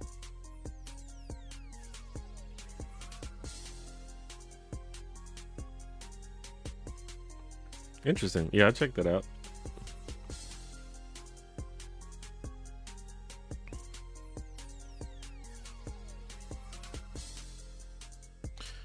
Caught your boxing journeyman video after watching your Scrabble video per your suggestion. It was fantastic. Thank you. I thought it was pretty good too.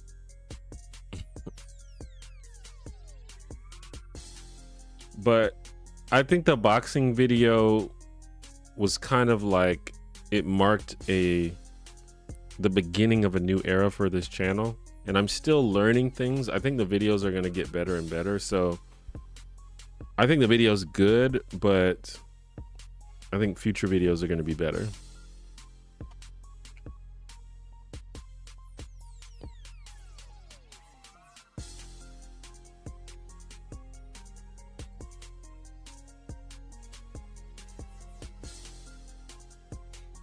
But yeah, I'm really, you know, I've been kind of lamenting a little bit because my more recent videos have not gotten as much views. But you know, a lot of it's my fault because I got really complacent and comfortable, I think, on YouTube, and I didn't really challenge myself to improve. Really, I thought I kind of found something that people liked, and I just kind of kept making that for a long time, and so I think my video making skills kind of plateaued, and I'm just now trying new things. So I think I still have a ways to go before I actually hit a level where I think the videos are like really good. And you know, I people will say, you know, the videos are good, and I'm proud of most of my videos. I'm not saying that they're bad, but I think I could have been spending more time trying to improve over the past few years, and I wasn't doing that, and that's on me. So I really can't complain too much about not getting a bunch of views if I haven't been improving myself, you know. Although it would be nice to get more views, especially when I think the video is good.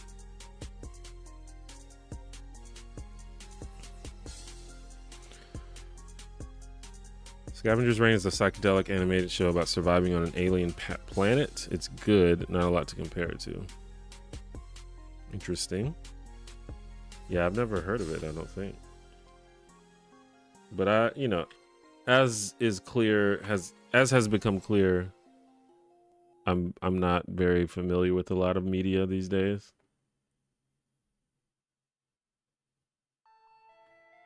It's got 100% on Rotten Tomatoes.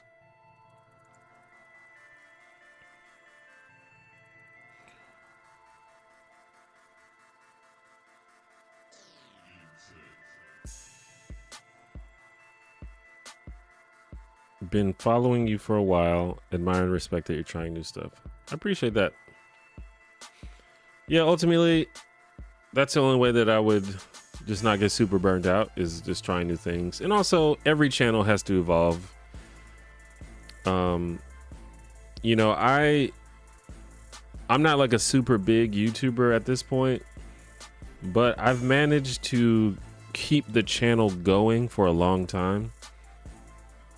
Because, you know, a lot of people, they get a lot of views and then the views just dip over time. I've seen so many channels that have a lot of subscribers. They used to get a lot of views and now they get like, you know, 800 views a video or something, which is kind of sad to see, because it's like, man, you used to get a lot of views. But I think the reason that hasn't particularly happened to me, unless it's happening right now, but I've been managed to stay somewhat, you know, successful just because the channel evolves. And I think it took me a little bit too long to evolve this time. But yeah, you gotta try new things. And it's good to be ahead of the curve. And I think that I'm ahead of the curve on this one, at least for me.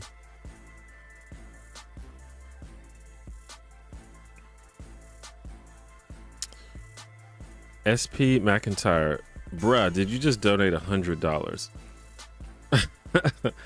Thank you so much. In lieu of views, please accept dollars as a small token of appreciation for creating content I've been enjoying for years.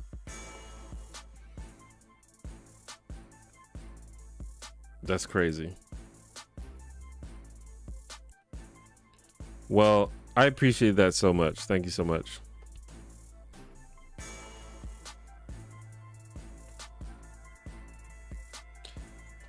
I don't even know what to say, man. That's very, very appreciated. Appreciate it. And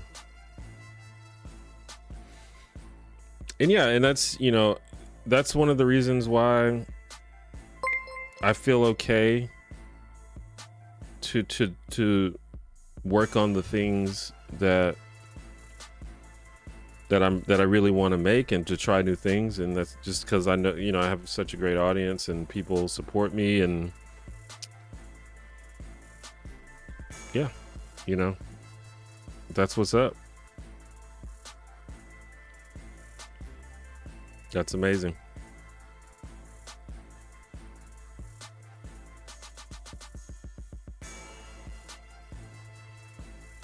And, you know, it's no secret it comes at a good time, because the videos have not been getting as many views lately, which is fine. Obviously, that's not like meant to draw pity, but that's what's up. Appreciate it. Maybe the algorithm doesn't like change. I don't think the algorithm dislikes change. I think audiences don't like change. But I think sometimes you just have to change your audience, which sometimes it just be like that. And I could show you my analytics. I've lost a lot of subscribers, which is perfectly makes sense, because a lot of people, if not most people, subscribe to this channel for the political content. And so when I said, hey, we're not doing that anymore, it makes perfect sense for people to be like, okay, well, that's what I came for, so I don't want that. You know, that's what I signed up for, and if I'm not getting that, then I'm out. So that's perfectly reasonable. But I think there's gonna be a transition of a lot of people leaving and a lot of people coming. Like, for example, I've gotten a lot of subscribers from the Boy Meets World video and from the Joe Schmo video, and neither of those are political videos. So a lot of people probably don't even know that I used to make political content. But you know, I think there's going to be a lot of people leaving and a lot of new people coming in. So sometimes you have to change your audience. But I think all the algorithm wants is good videos. For the most part. I mean, it's a little more complicated than that. I've done a lot of studying about like the YouTube algorithm and things like that, and you know, how to succeed on YouTube. And I think I have a pretty good grasp of it. But ultimately, you just gotta make good videos and hope people like them.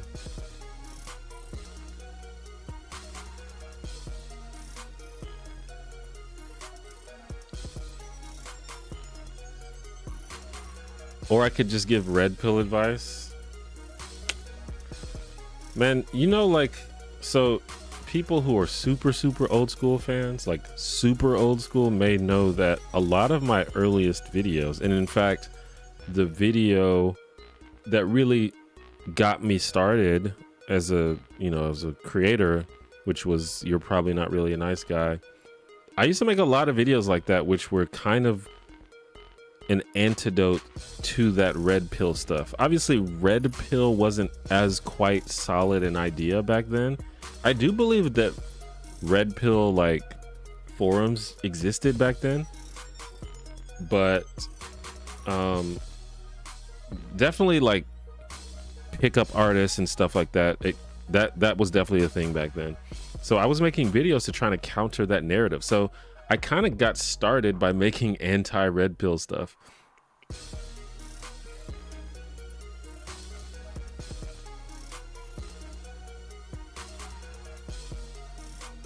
I think there's a large audience for your new style videos. I think so. I mean, potentially, if the videos are good enough.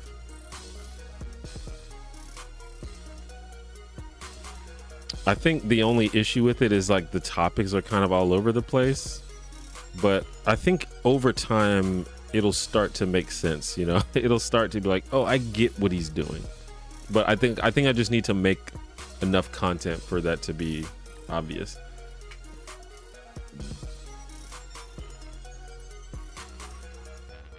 I just found your channel. I watched the one about Joe Schmo show, and wow, they actually pulled a Truman on someone. Yeah, they did. And that's not the only time they've done that. I think that's the first time they've done that, though, that I can think of at least.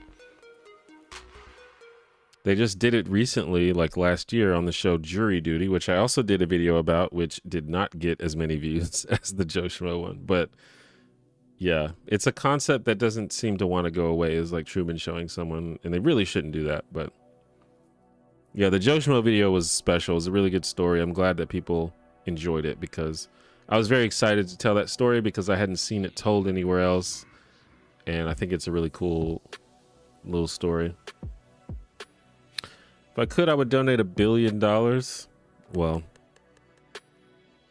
I appreciate it either way. It's biggest donation in a while.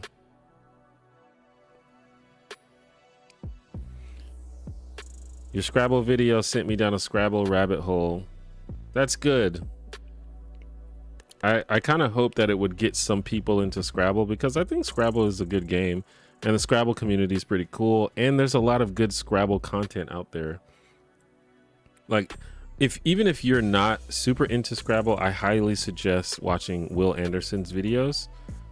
He makes excellent content, like video essays about Scrabble and Scrabble analysis, and stories about, like, they're not even really video essays, they're like stories. It's really cool.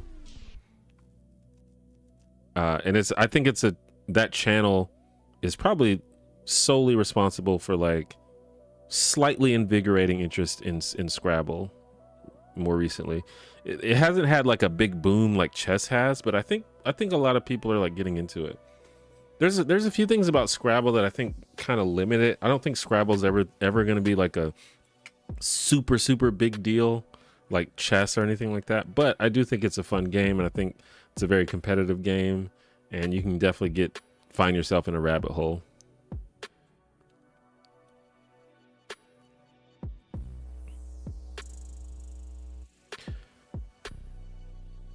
Your analysis on media is super epic. Again, I appreciate the kind words. Lately, I haven't been doing too much media analysis, but again, it just depends on if I can come up with a good video idea.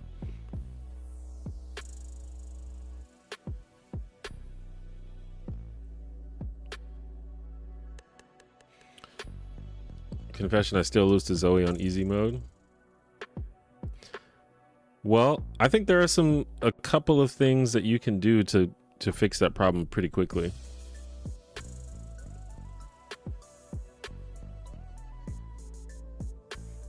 I think sometimes people don't really understand like the geometry of the board and how you can score a lot of points.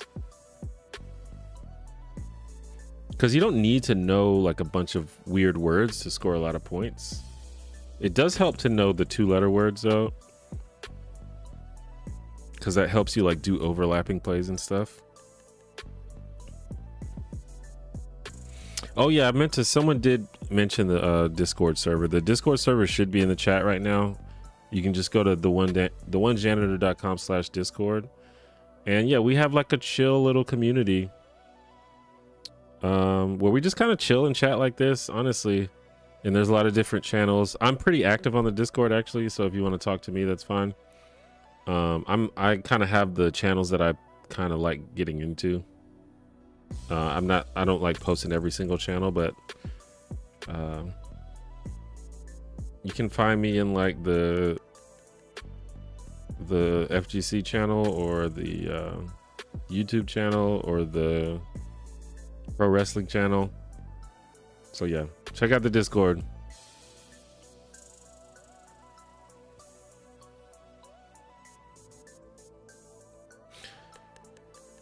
But yeah, if you want to get good at, if you want to like instantly get better at Scrabble, learn the 2-letter words. So if you play, it depends on if you play in the North American dictionary or the international dictionary. But in the North American dictionary, there's just a little over 100 words. You can just look at them online. You can find a list of them online, study them for like a day, and then you'll remember them. And that'll make it way easier to find linking words on the board.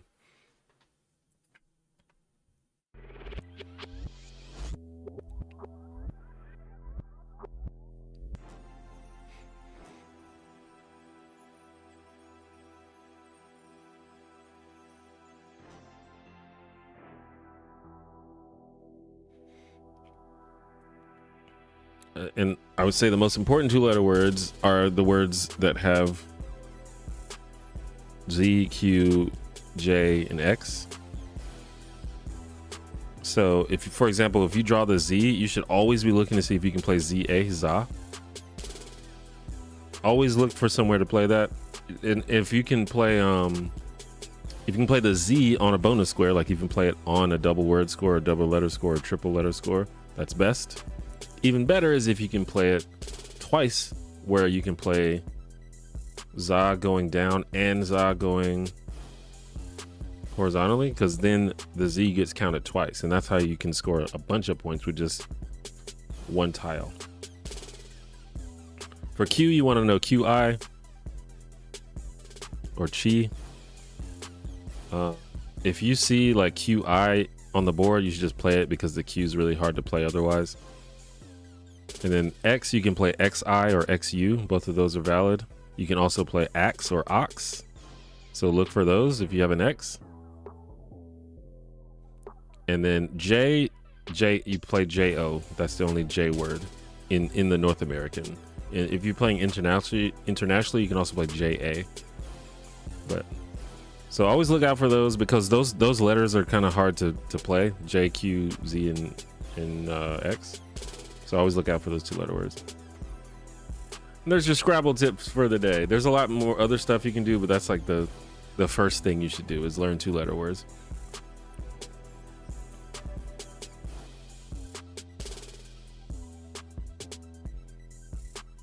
I think I subscribed to you around then. Oh, like back in the You're Not a Nice Guy days. Been around for a while. Minesweeper. Some people are really good at Minesweeper. I wonder if that would make an interesting video, like learning how to get really good at Minesweeper. Because yeah, I know some people that can just solve it like really, really fast. Do you find the pressure to create videos and the expectations you and others have of them to be emotionally taxing? If so, how do you or a person in general deal with that?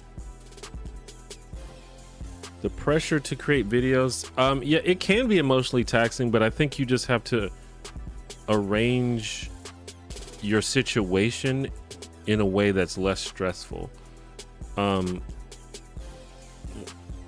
So like for me, for example, I told myself a while ago, I need to make at least one video a month. I know there are YouTubers that make a video every 3 months or every 6 months or something, but I told myself I want to make at least one video every month. And then I got into the point where I was like actually making like business deals and doing brand deals. And so brand deals come with deadlines. And so that also added more pressure. It was like, okay, not only do I say I have to make a video a month, I like literally legally have to make a video by the end of this month because there's a contract. So in a way that was good for me because having deadlines kind of pushes you to make sure you get your work done. I think that's good, but also it can also be kind of stressful because it's like, man, I don't know if I really have a solid video idea this month, but I have to make something. So that can be pretty emotionally taxing. And eventually if you have like several months in a row where you're just kind of like, I just need to fulfill my contractual obligations, and it puts like way more pressure on you to make a video and make sure that it does well, because not only do you have to do the brand deal, but the video needs to be popular enough that people actually visit the brand, or else the brand won't want to work with you anymore, or they want to pay you less in the future. So that is a lot of pressure. And more recently, I told myself, okay, I'm not doing that anymore. Basically, what I'm doing now is I'm making a video and putting it out when it's done, rather than saying, I have to do a video every month. I'm still aiming for at least a video every month. But for example, if you didn't notice, I don't think I did a video in October. I think I did a video in September and then one in November. So I still try to do one every month, but I do the video, I work on the video, and I just put it out when it's done. And then I can make the brand deal based on when I'm thinking I'm about to be done, basically. If I have enough time, sometimes they want to give you like a lot of advance notice, but it just kind of depends on the brand. Luckily, I work with Nebula that helps me out with stuff like that. But so the way that I solved the problem was just changing the situation. And usually if you're an independent YouTuber, you have a lot of freedom and control over like what you make and when you make it. So that's one of the ways you can deal with it. Obviously, in other careers and other jobs, you don't have that level of control. You may not be able to change your deadlines and stuff.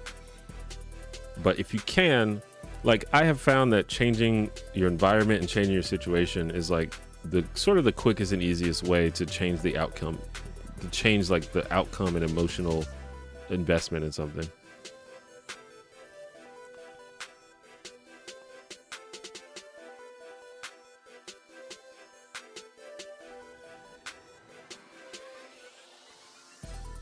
What would be my punk band name?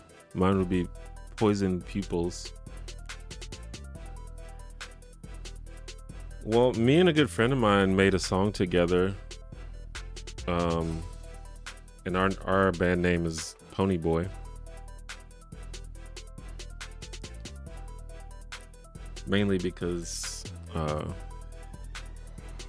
he's a big fan of the Lost Boys. But it's also a cool name. If you had to choose between a D&D campaign that is silly and lighthearted or one that has a more serious tone and requires more thought, which would you prefer? If you had to choose, why not both? If I had to choose, if I was forced to choose, I guess I would choose the more serious and thoughtful one. But luckily, you don't have to make that choice. Like, and it's kind of impossible for me because I play with like my best friends and we're always joking around all the time. A perfect example, I'm currently running Curse of Strahd, which is a dark horror campaign. It's very dark and violent and gruesome and fucked up.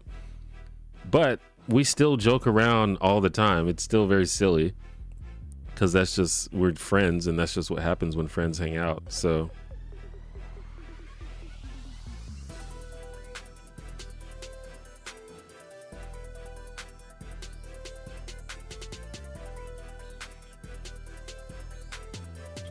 I mean, I would facilitate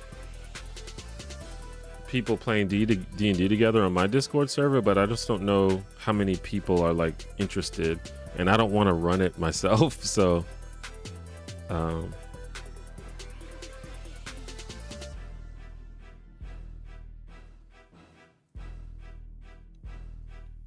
but if there's enough people that are on my Discord server that would start a game together, I'd be happy to. You know, you can use the Discord for it if you want.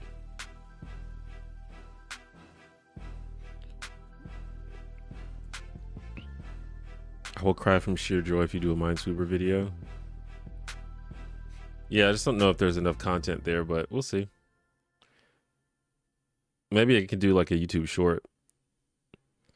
Am I excited for Christmas? Yeah, I like Christmas. I don't think anything super big. I'm gonna go hang out with my dad for a little bit. But yeah, it should be fun. I like Christmas time. It's just a pleasant time.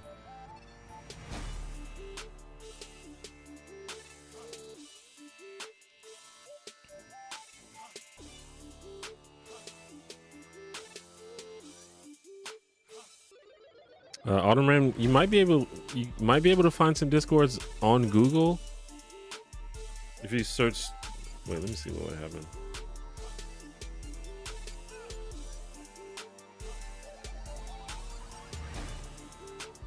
There is an official D&D server, like for the actual brand D&D. I wouldn't be surprised if you could find a game there.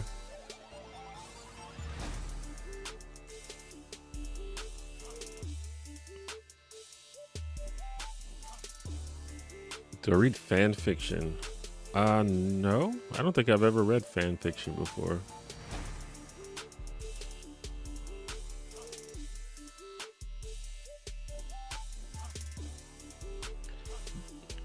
I have a lot of respect for quality YouTubers. It seems to be a level and type stress that would be a nightmare.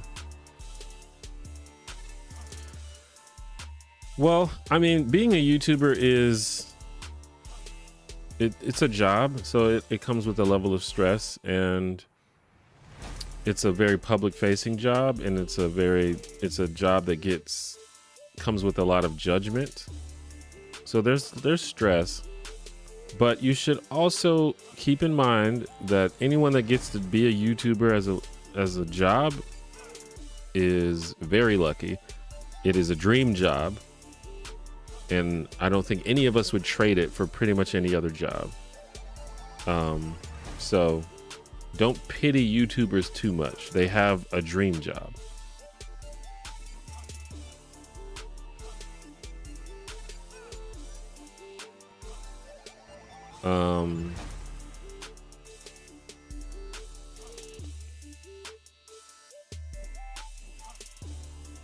How old am I? I'm 38. All right, it's already been 2 hours. I'm probably gonna end the stream here in a little bit. That kind of flew by though. I only meant to come and stream for a couple hours because I do have some work to do. And then I gotta eat dinner at some point. But yeah, I feel like that went by fast.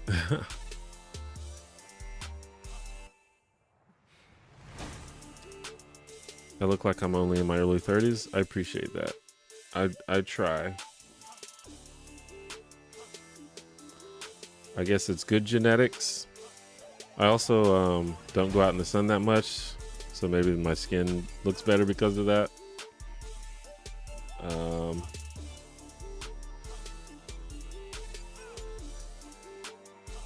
Yeah, I don't know. Outside of that, I guess it's just genetics. I'm lucky.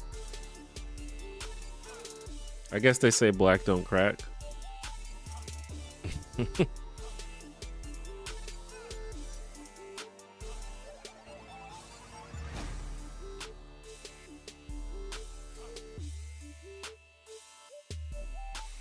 But yeah, I feel like going out in the sun a lot messes up people's skin, especially if you have light skin or if you're like a white person or something. And I feel like that's part of it, because I just don't. I'm like basically a vampire. Rarely see the sun. And I've also been taking somewhat better care of my skin. I feel like I look really shiny right now, but it could just be this light that's on me right now. But yeah, I've been trying to take care of, which means I actually have to buy some more moisturizer. I just ran out.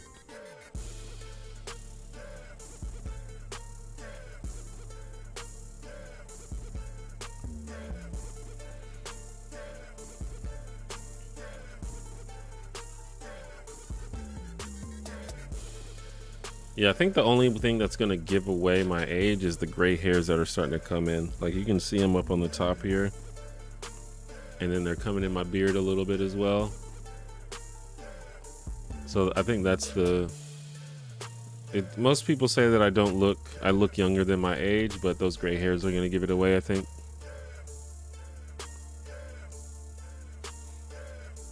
And I can tell you that I feel my age. Well, I don't want to say that. But the body is not what it used to be, for sure. And a lot of that's my fault, for being sedentary and maybe not always eating that well, but those are things that I'm working on. Been exercising more and trying to eat better.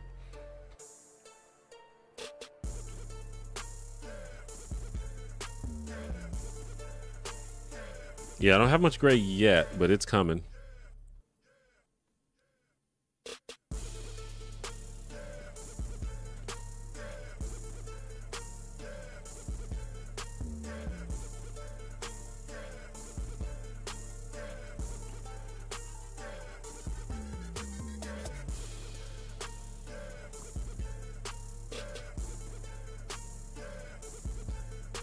Yeah, I've been trying to take just better care of myself physically and mentally.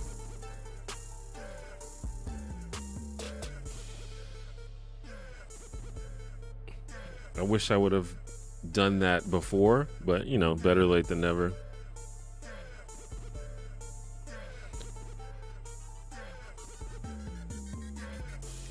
I have a ton of gray. I'm only 4 or 5 years older than you. Yeah, some people is different. Like my best friend is the same age as me, and he's got full gray beard and a lot of gray in the hair as well. But they say, I don't know if it's a myth, but they say that stress gives you gray hair. And I will say, at least in my friend's case, his job has often been stressful in the past. He's an engineer, and he works really hard, works long hours, and he's had a lot of stressful moments throughout the years. And I wonder if that contributed to that. I'm not sure if it's true that stress gives you gray hair. It's possible. Stress seems to be the cause of so much negative health outcomes and negative things about your body. I'm not saying gray hair is necessarily negative, but it is a sign of aging. So I wouldn't be surprised if it's true.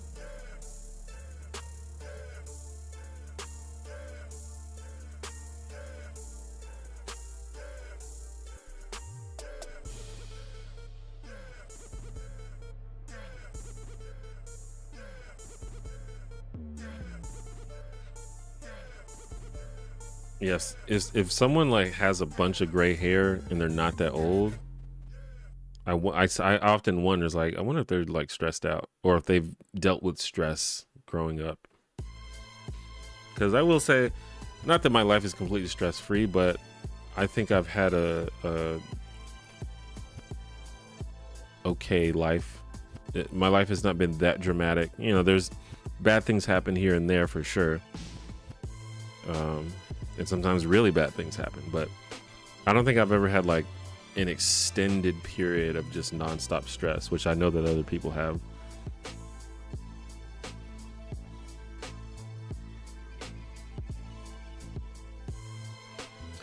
Anyway, I think we can go ahead and end the stream.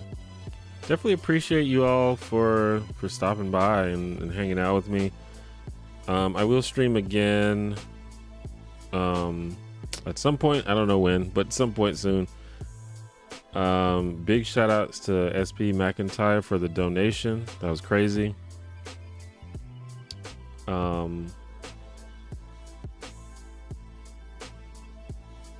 Check out the Discord. As I said, the Discord is just a little chat community where people are chill. It's a very friendly place.